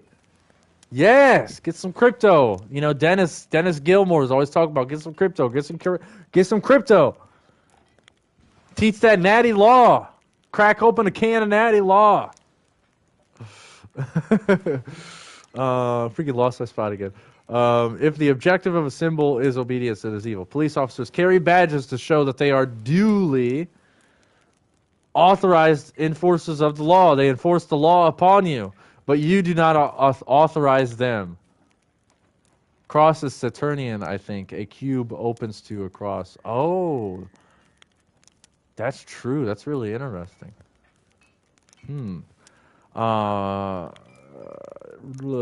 They enforce the law upon you, but you do not authorize them. This is the illusion of authority, right? Where do they get their authority from? Where do they get the authority to pull you over and fine you? And if you don't pay that fine, what if I started, again, just on the last episode of the Chatauqua that I said, what if I put lights on my hood of my car and started pulling people over? What if I went to my neighbor's house and said, your grass is too long, you need to pay me $500 every day until you cut that grass, boy? Cut that grass, boy! You need to pay me $500, your grass is too long. People would laugh at me, but we hold authority on some sort of pedestal. It's so ridiculous. This is the illusion of authority. Culture hides tyranny behind the trappings of meaningless symbolism.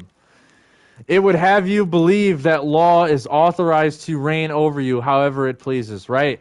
Join the military, get that Purple Heart. What was that? What the heck was that? Game's trying to kick me again? It's like, you need to get up. Okay, it's not raining. It is still a little cloudy. Sun's kind of out. We're going to switch spots here. Make sure I don't get kicked, because video games kick you nowadays. I should do the Chatauqua as in one of the old school Sonic Genesis games. We'll just hang out in Super Mario 64 at in the front of the mansion, and we'll just talk about the truth at the front of the Peach's mansion. That'd be sick. But my mouth won't move along as I'm talking. That's why I used Sea of Thieves to do this. We need to update Super Mario 64 so I could use the Chatauqua. And I lost my spot again.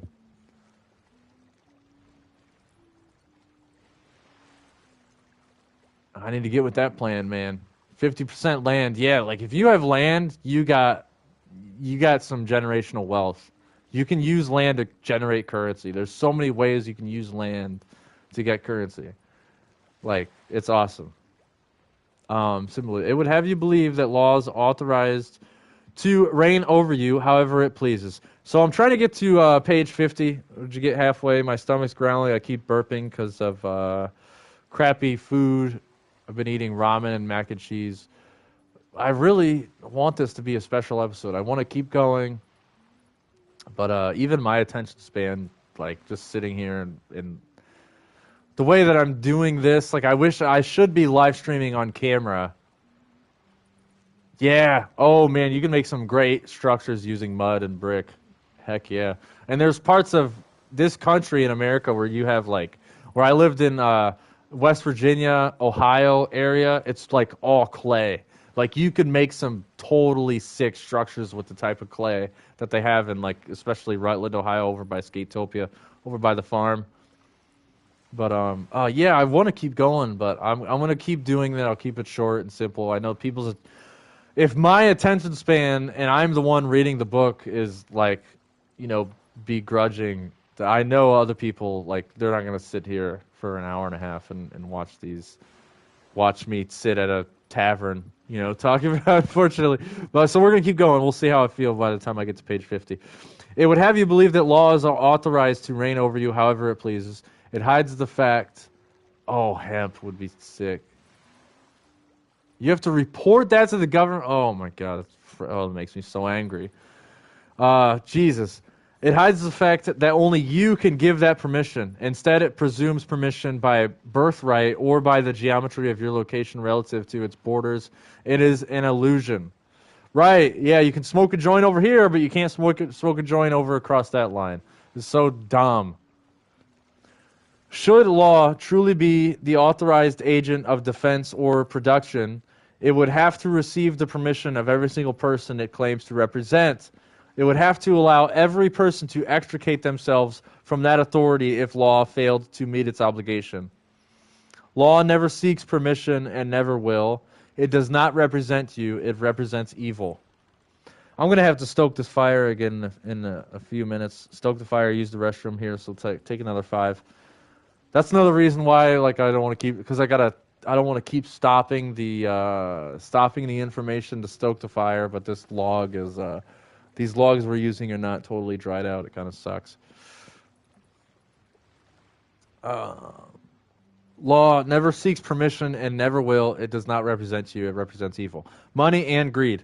Money is good, says culture. Culture has invented the lies of money's evil so that authority can more easily lay claim on it. Authority can take your ambition for improving your life by demonizing your labors. Culture teaches people that desiring greater comforts is selfish and greedy. It teaches that money is a mysterious evil. The more money is condemned, the easier it is to steal from you. Greed does not exist among free people. Greed is not the love of money. The love of money is only the love of a better life. Yes. Greed is the theft of money, and it exists only among tyrants. There is no end to the amount of improvement you can have in your life. There is no limit to humanity's ability to cure disease, to end hunger, and to enjoy life.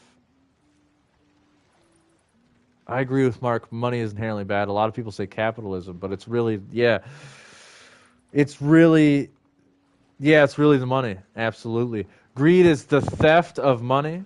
Oh, I already read that. There is no end to the amount of improvement you can have in your life. There is no limit to humanity's ability to cure disease, to end hunger, and to enjoy life. Culture would have you believe that you are limited. Culture teaches that you are not worthy of achieving your dreams. Yeah, culture teaches you that your life is worth an hourly wage. You know, right? That idea, right? That the hour, every hour, time is money. Time is money. You hear that dumb dumb cult that people say, time is money, time is money. So, drives me nuts when people say that. Especially, you always hear it at work too. Culture teaches you that you are not worthy of achieving your dreams. Saturn is all about limitations, right? I agree. There is no greed in desiring more. There is only greed in stealing the labors of another. Theft is evil. It is the nature of authority to steal. Only tyrants possess greed. When culture teaches that working for money is greed, it also teaches that labor without money is noble. Yeah. Yeah, I volunteered 2 years of my life to a music venue. And then I ended up going to court, and that music venue stopped booking me for shows. But that music venue would still allow me to volunteer my time, volunteer my hours, volunteer my labor, but yet I wasn't able to get booked to play a show. It's really interesting how that works. It's noble to volunteer, but, you know, it's like, oh, I'm going on a rabbit hole because I'm brain farting because I ate crappy food. When culture teaches that working for money is greed, it also teaches that labor without money is noble. Laboring by rule of law for the collective we is taught as the proper form of ambition. If you cannot choose to give or to keep, then you are not we. You are a slave. You are a slave, Neo. Suit of law. Law is a weapon. Authority establishes itself as the only means of defense. Because of this, people have no recourse against the law. Law is designed to enslave all who obey it. There are many people who are able to use the law to extort. Lawyers and thieves regularly band together in democracies to loot the valuables of people. It is commonplace to fear behaviors and speech because they will be used as a pretense for extortion. So true. I am not a fan of lawyers. The idea of law that licenses extortion is liability. This idea teaches that one man is responsible for the failures of another. It is commonly accepted as a noble principle of justice. It is not justice, it is a lie. Liability is not a principle. Principles need no enforcement. The reason liability laws are enforced is to extract massive sums of money from anybody who happens to be able to pay. So true. Liability teaches that you have a responsibility under law to prevent the failures of others. If you have more money than they do, to prevent the failures of others, if you have more money than they do. In a free world, people's actions are their own, and their failures bring consequences. Those consequences of principle are necessary to the growth and understanding of humanity. Law twists the consequences and assigns liability by fiat. Law confounds our understanding of true principles with obfuscation. This is done to enslave and extort. Yes, man, so much freaking truth. So much power in these words. Collectivism. Culture teaches the worthiness of the common good employed by force. It teaches that it is acceptable to issue law to advance collective ideal. Whether to pay for a project or control behavior, compulsion is frequently labeled public interest. Quote unquote public interest.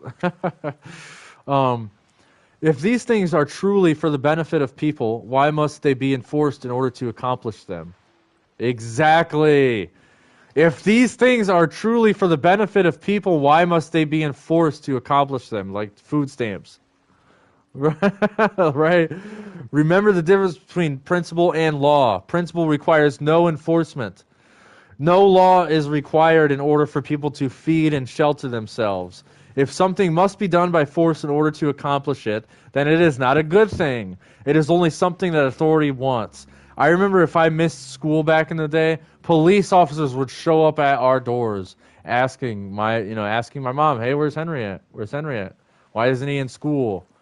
Because each student that is in the seats in public education, each student gets like $10,000. The school gets $10,000 for each student that is in those seats. So they got to make sure you're attending.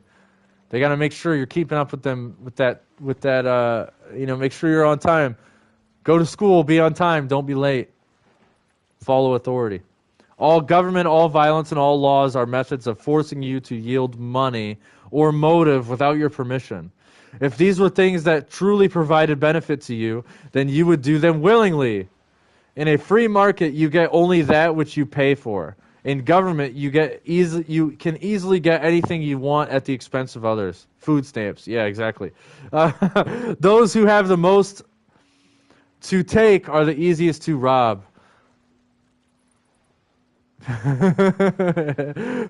Culture uses ideas such as quote unquote the working class and quote unquote the rich.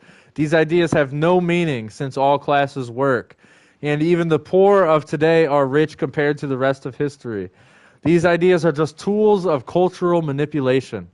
If culture can create social classes and convince you that they are at war, then it can hide its own tyranny. Culture creates collectivism with individual crushing labels such as we and our. People are taught that within a nation they are our children rather than the parents. Culture teaches that we want laws and taxation and that we fight wars. The destruction of the individual in collectivism directly serves the purpose of evil. So a lot of these teachers, I hate how the YouTube algorithms works. I watched one video. Oh, this music is beautiful. Hear that sunset music. Bringing some ambiance to the Chatauqua. Some ambiance to the Chatauqua. Oh. But anyways, some of these videos, the teachers are complaining about the children are coming to elementary school. I don't really buy that we are the richest people in history, beat quality of life, etc. Freaking YouTube is not keeping up with these comments. The teachers are complaining that the kids are coming into school and they're not potty trained. And so the lazy ass parents are looking to the teachers to teach these kids how to be potty trained. And it's like, dude, they have their own curriculum. They have their own, they have a job. Their job is to teach children how to read and to teach children how to learn how to write and teach children how to learn. But these parents are having kids and they're being so lazy that they can't even teach their children how to be potty trained. Like, are you kidding me? And then you're sending these kids to public education to get educated when they don't even know how to wipe their butt correctly. Like, are you serious? The fact that teachers are getting any amount of backlash on this is insane. And, the culture is teaching parents to be lazy. It takes a village to raise a child. Well, if you bring another child into the planet, you can at least teach them how to wipe their own butt correctly without, how to be a human being, how to wash your face without getting a disease. Wash your butt and then wash your face and then wash your butt, I guess. Careful with that order. You know what I mean? But it's like, why are teachers expected to teach children these basic necessities of life? It's ridiculous. I would hate to be a teacher, in modern day. Some of these hunter-gatherer tribes today don't even have a word for depression. Yes, exactly. And farmers were midgets from eating only a couple of... for midgets from eating a couple of kinds of food. Right. Yeah, they wouldn't go hunting. Like the hunter-gatherers, they would go hunting for they would have one deer and they would use that deer and try to preserve it and for a month. They would, most of the time they'd eat berries and stuff like that. They didn't eat dead flesh that often. It's so interesting. It's crazy. It's crazy. Public education is a cult.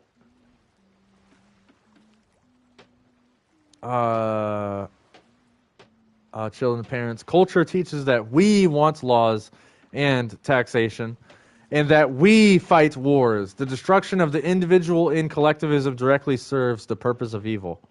Collectivism teaches that good things can come from compulsion. It teaches that people can be forced to accomplish things, quote unquote, for their own good. It pirates the love people have for their neighbors and twists it into authorities' demands. Slavery is the result. If an individual will not choose a thing, then it is not good for him. Force crushes the human spirit. Choice enables life. Morality and values. Evil is not found in the stupidity of man. Evil is found in the slavery of man. Law impersonates morality. This is such good stuff, man. This is getting me fired up. Such good stuff. Culture teaches the ultimate infallibility of law in order to compel obedience. Even when law is wrong, culture teaches that the moral thing to do is to obey. And this is a Chatauqua. And I don't care if... I know there's people who are intellectually smart, like Elliot. We got people in the chat who know what these words are. But it's important. We need to keep our tune, right? To stay tuned, to not lose sight of the truth. We need to keep our minds sharp, right? So this is why we look up definitions. I mean, if kids don't even know how to properly read a book, they don't know where to start. Like, they don't know how to read graphic novels because they don't know to start from left to right. Or if you read an anime novels are usually backwards, and you got to start from like the back cover. I don't know why they do it, but it's weird. But they do it. That's how they do it. Impersonates infallibility. Hey Google, what is the definition of infallibility?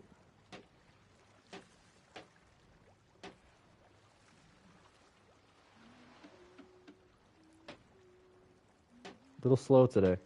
General usage. In everyday language. Impersonates infallibility. Hey Google. Oh, Jamie. Hey Jamie. Hey Google, what is the definition of infallibility? Infallibility is the quality of being incapable of making mistakes or being wrong. In a theological context, it specifically refers to the belief that the church or the pope is protected by God from error when defining doctrines of faith or morals. Would you like to know more about the history of papal infallibility? No. So there you have it. Infallibility, the quality of being incapable of making mistakes or being wrong. Yeah, and people, dude, it's hilarious that he said in theology relating to the Pope, because people hold the Pope and like hold the papacy on such a high freaking pedestal, and it's just ridiculous. It's ridiculous. I know people in my personal life, they say that they're woke, they say that they're not slaves, and then they'll say, like, incest in the Bible is okay because of pure bloodlines. The bloodline was way more pure. You got to study history. They had pure bloodlines, so that's why incest is okay. I don't care about your weird religion. I don't want to be a member of your dumb church.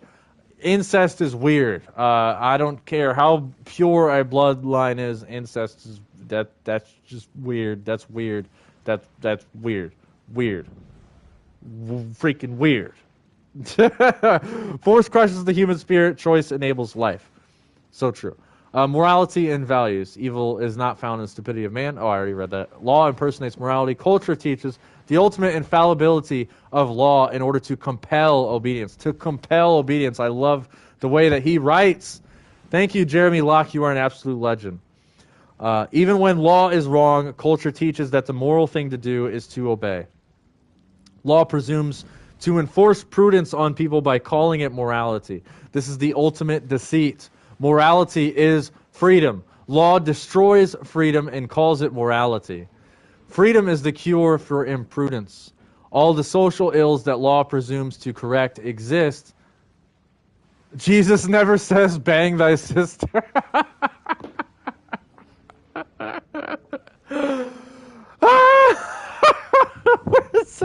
I need a laugh track.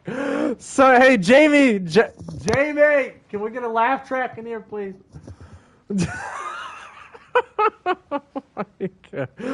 Oh, that's all the social ills of law presumes to correct exists because people are not free to learn and grow. Oh man, that's good. With limited ability for growth, principles are confused and foolish. I love Jesus, man. He's a cool anarchist. Confused and foolish behavior is the frequent result. Freedom brings wisdom, peace, and prosperity. The history of freedom shows this clearly.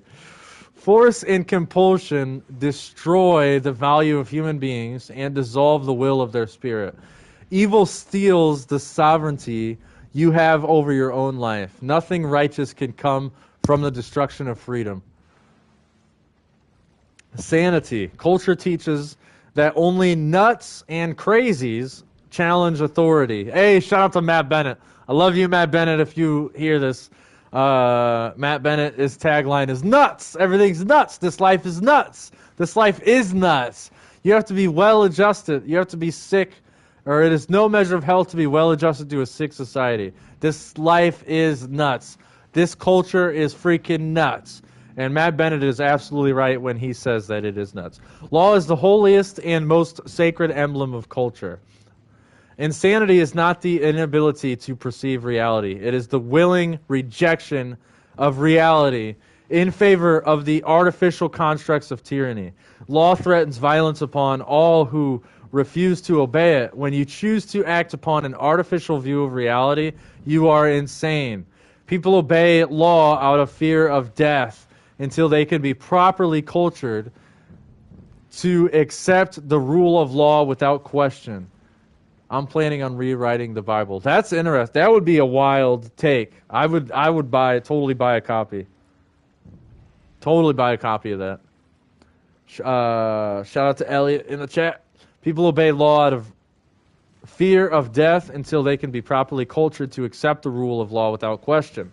Cultural indoctrination is insanity. The definition of insanity is blind obedience. So freaking true. Looks like we got 2 pages to end this chapter. We'll be on chapter 5. Which chapter 5 is, there's 9 chapters in all of this book. That might be a good stopping point, but we'll see. Because the fire did go out. It's starting to get cold.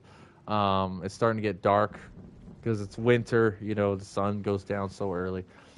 But we're going to keep going. It is insane to believe that those in power over people rightfully belong here. It is insane to assume that they will always be there. It is insane to believe that law has the right to command the obedience of people. The culture of royalty, the culture of patriotism, and the culture of law are all insanity. No human being who understands the fullness of their own worth would ever accept the notion that someone ought to rule over them. It is the function of culture to blind the eyes of people to their own worth and to deafen their ears to any speech that may teach them. When cultural influence is at its peak, insanity ravages the mind. Obedience is the object of authority, and authority wants no possibility of rebellion. The definition of insanity is blind obedience. The definition of insanity is, in fact, blind obedience. So it is kind of... Did nighttime pass already?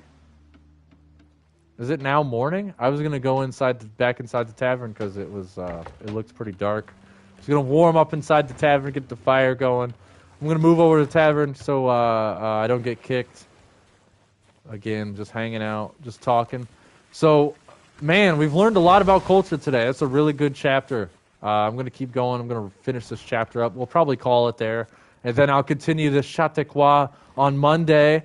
And I have a lot of computer work to do, so sometime this weekend I'll get all of my computer work done.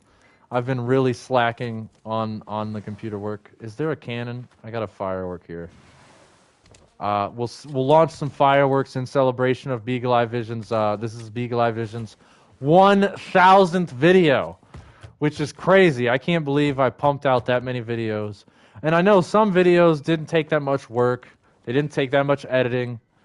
You know what I mean? I'm able to edit the dub, the video game dubby dubs I get. I'm able to edit those, upload them to the channel. But there are like the book reviews. The book reviews take a lot of work and they get zero. They get no views. The book reviews get no views, which kind of drives me nuts. There is a cannon on this island, but I'm brain farting as to the location of it.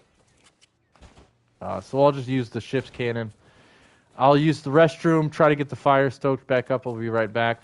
This is the 1,000th video. Thank you so much to making this journey. I appreciate you, especially if you are if you're catching the live stream later. If you're not here, catching it later, I appreciate you. My stomach's growling. I probably need to get some actual food, you know, other than, you know, some Ramo noodle soups. You know, the Ramo noodle soups doesn't really give the body substance. It's just salt, MSG, and it kind of just fills your stomach up just so you can do a modern-day Chatauqua until dinner time. But anyways, I will be right back. Thank you guys so much. Thank you to chat. People in chat, thank you guys for hanging out. I really appreciate you. And again, I don't like saying this, but if you want to like and share, that way I'm going to continue this Chatauqua series with some other books. I'll probably definitely do Larkin Rose's book next because it's short, sweet, to the point. There's a lot of really good points in The Most Dangerous Superstition. Really good book, and that will give me a reason to promote the Jones Plantation film some more. But actually, I'm going to go dancing. I'll dance for a little bit. Dance on the tables in the tavern because you could do that. The barkeep is really nice here. I forget the name of the tavern, but the barkeep is really nice. They don't kick us out. You can dance on the tables. They don't kick us out. They understand that pirates sometimes get a little wild. We dance on the tables, especially when we get fired up, talking about that natty law. You know what I mean? All right, I need to stop being a goofball. I'll be right back. Thank you so much, though. Thanks again. Million thank yous. Trillion thank yous for supporting the channel. I'll be right back.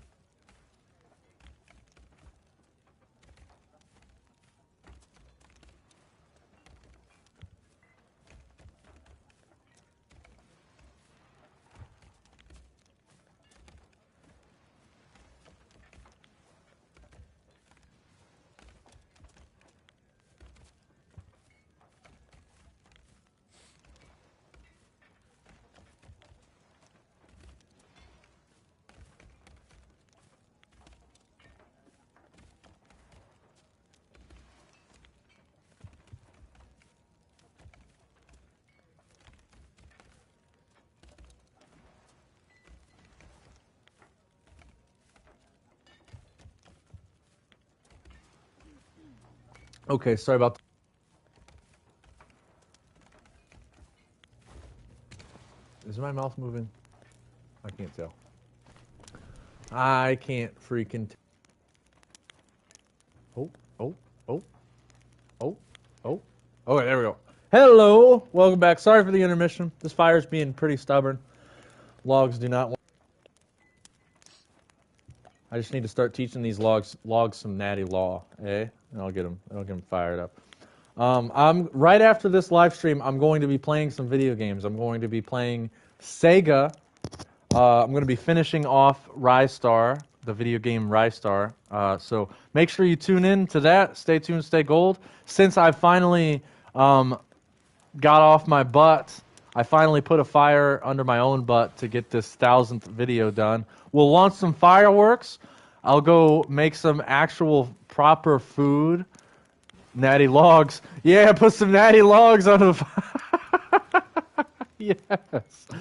Um, I'll eat some actual food. That way, it'll give me energy to keep going. And I'm going to finish off Rise Star. That because I just got Gex in the mail, and I was gonna make like a little unboxing video, but I don't. Again, people don't really pay attention to that type of stuff. I don't know. It's weird. I probably should do an unboxing video to be totally honest, because it's really cool, and people don't like appreciate physical media as much as human beings don't appreciate physical media as much as we used to back in the day. Hey, YouTube got the emojis figured out. I'm actually able to see those logs. That looks good, dude. The fire is awesome. Fire ain't dying over here at Beagle Eye Visions. Boy, I'll tell you what. Boy, I'll tell you what. Hey, man, Elliot, we need to play some.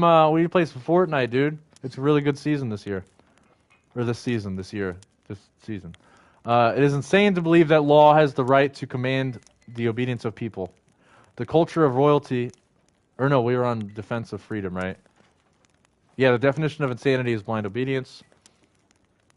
Culture teaches the defense of freedom. Culture teaches that only police have the right to defend. It teaches that only authority has the right to decide if you are worthy of defense and what level of defense it will provide. While it teaches that it is never acceptable for you to defend yourself, culture teaches that when the law implements kidnapping and murder to enforce its authority, it is always acceptable.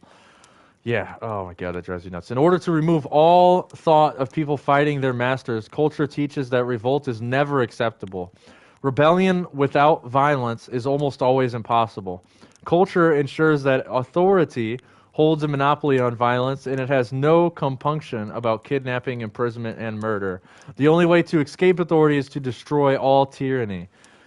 This is the reason massive wars have been necessary to destroy entrenched tyrants such as Adolf Hitler. Culture controls speech to stop authority from being questioned. It creates ideas of propriety to hide its own tyranny. The only remaining element is to make sure that if someone does discover their own worth, that they cannot extricate authority from their lives. This is done by making the defense of freedom immoral.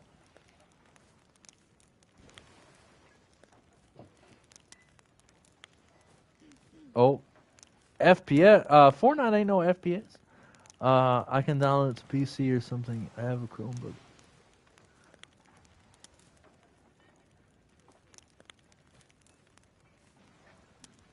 Oh, I see. I see. Yeah, you gotta. Yeah, you can download it to PC. Should be able to run it. Yeah, we got a game, man. We got to talk about freedom again. Adolf Hitler. Culture controls speech to stop authority from being questioned. It creates ideas of prosperity to hide its own tyranny.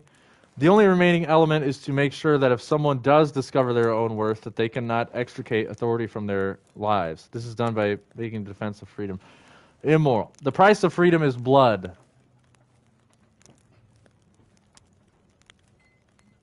Yeah, Fortnite is it's a third-person shooter. FPS is first-person shooter.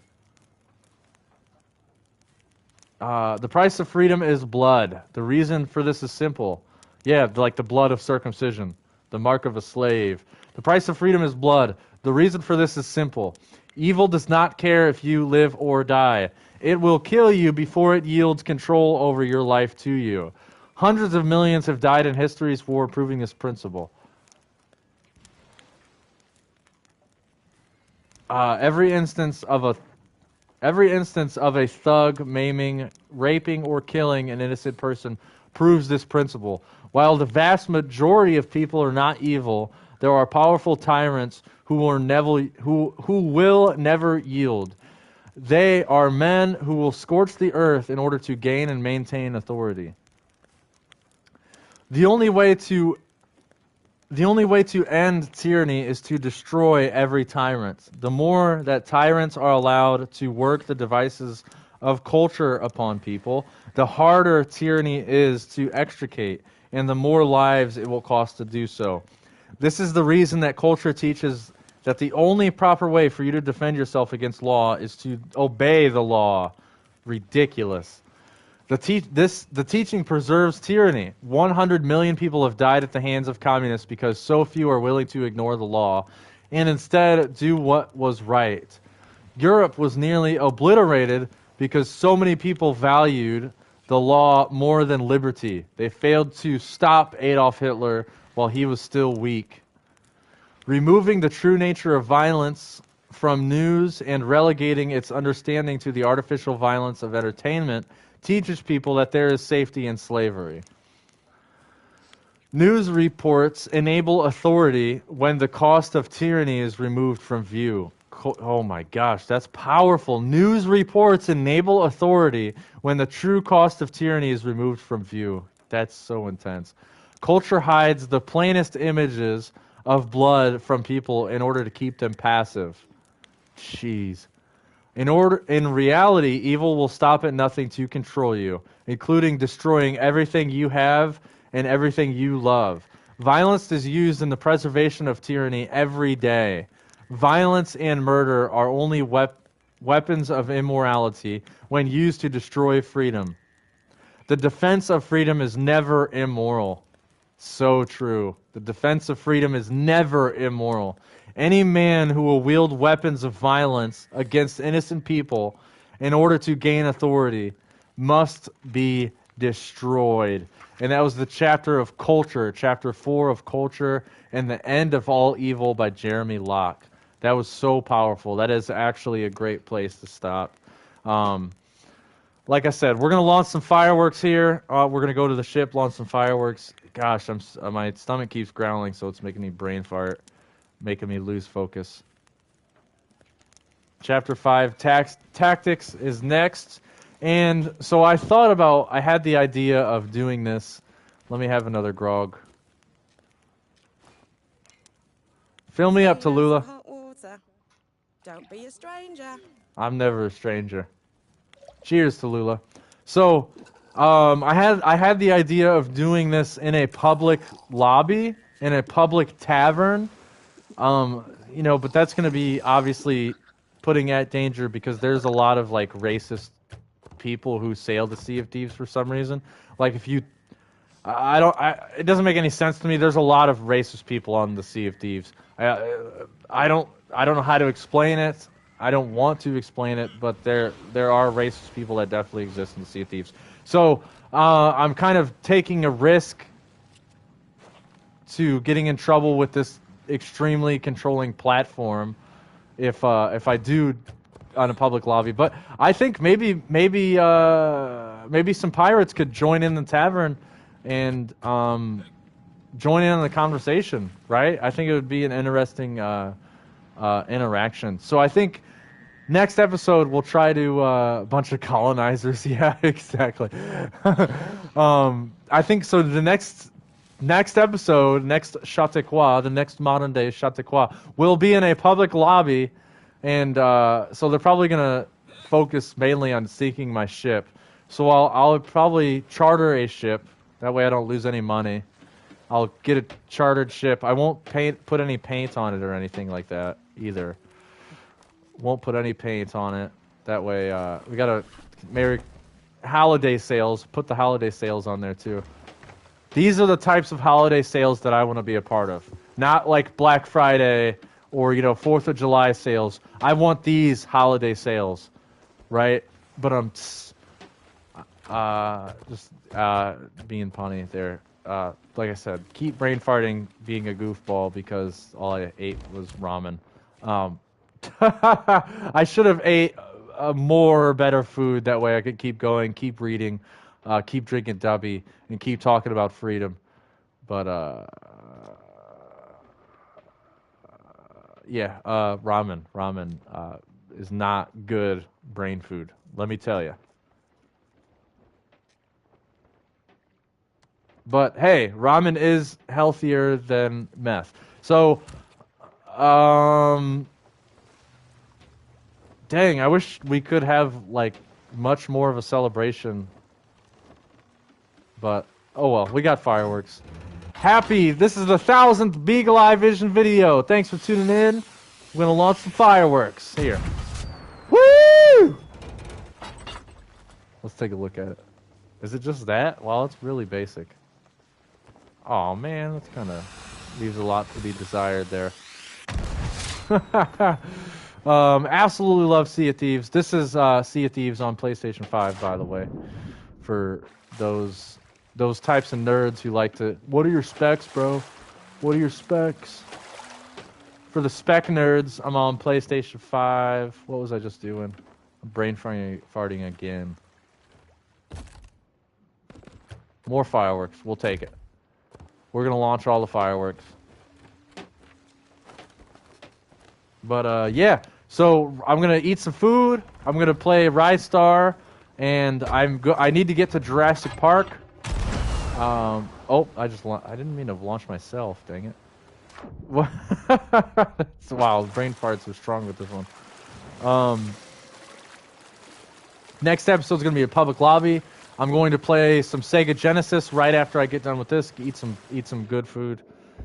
Get some real protein. Launch some more fireworks. This is the 1000th video. I can't believe it. I never thought I would even start a YouTube channel. Like, I just never had that desire.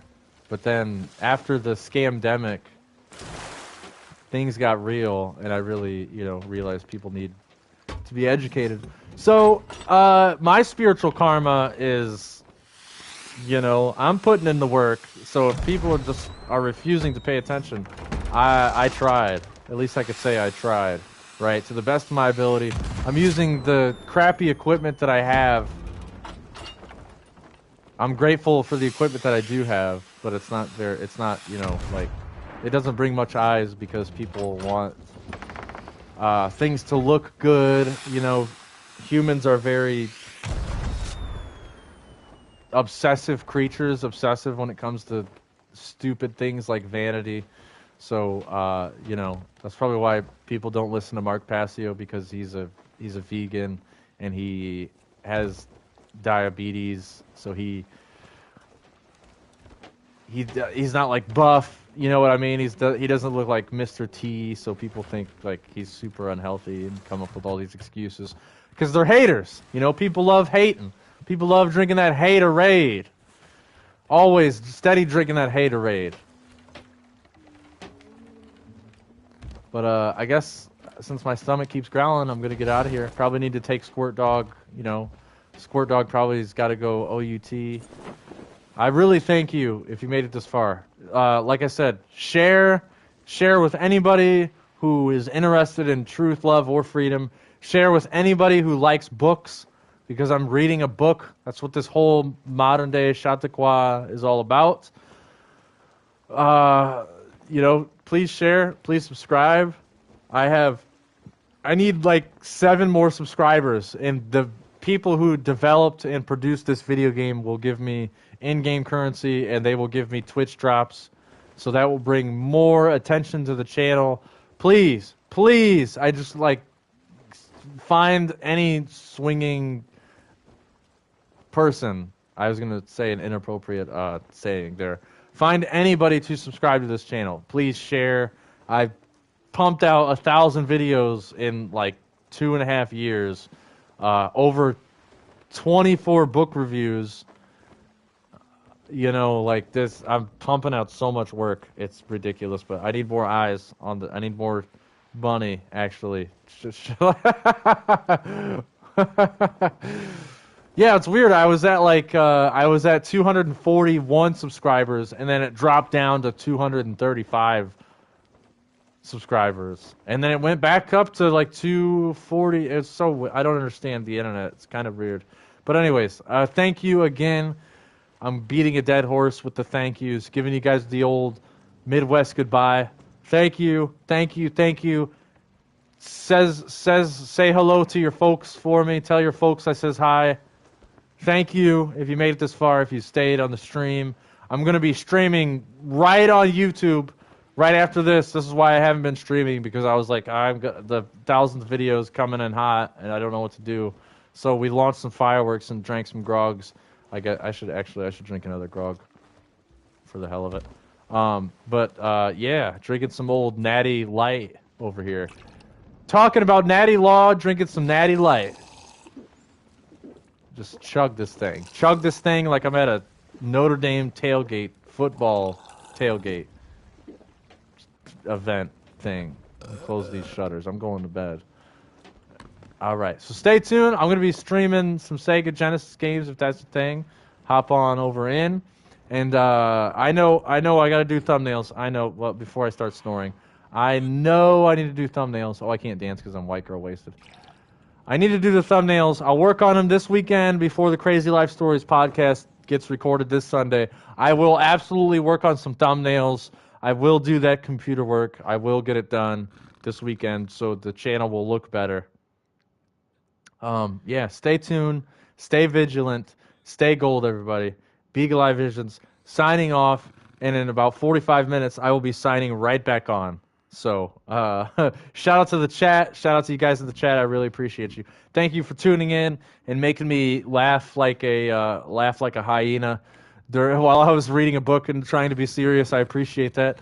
I honestly do. Sounds like sarcasm. Thank you guys. Thank you guys. Stay tuned. Stay vigilant. Stay gold. Read books. Please freaking read books. Do yourself a favor. Please read books. You won't regret it. All right. Stay tuned. Stay gold. Officially out of here because I need to go eat some food. All right. Stay gold.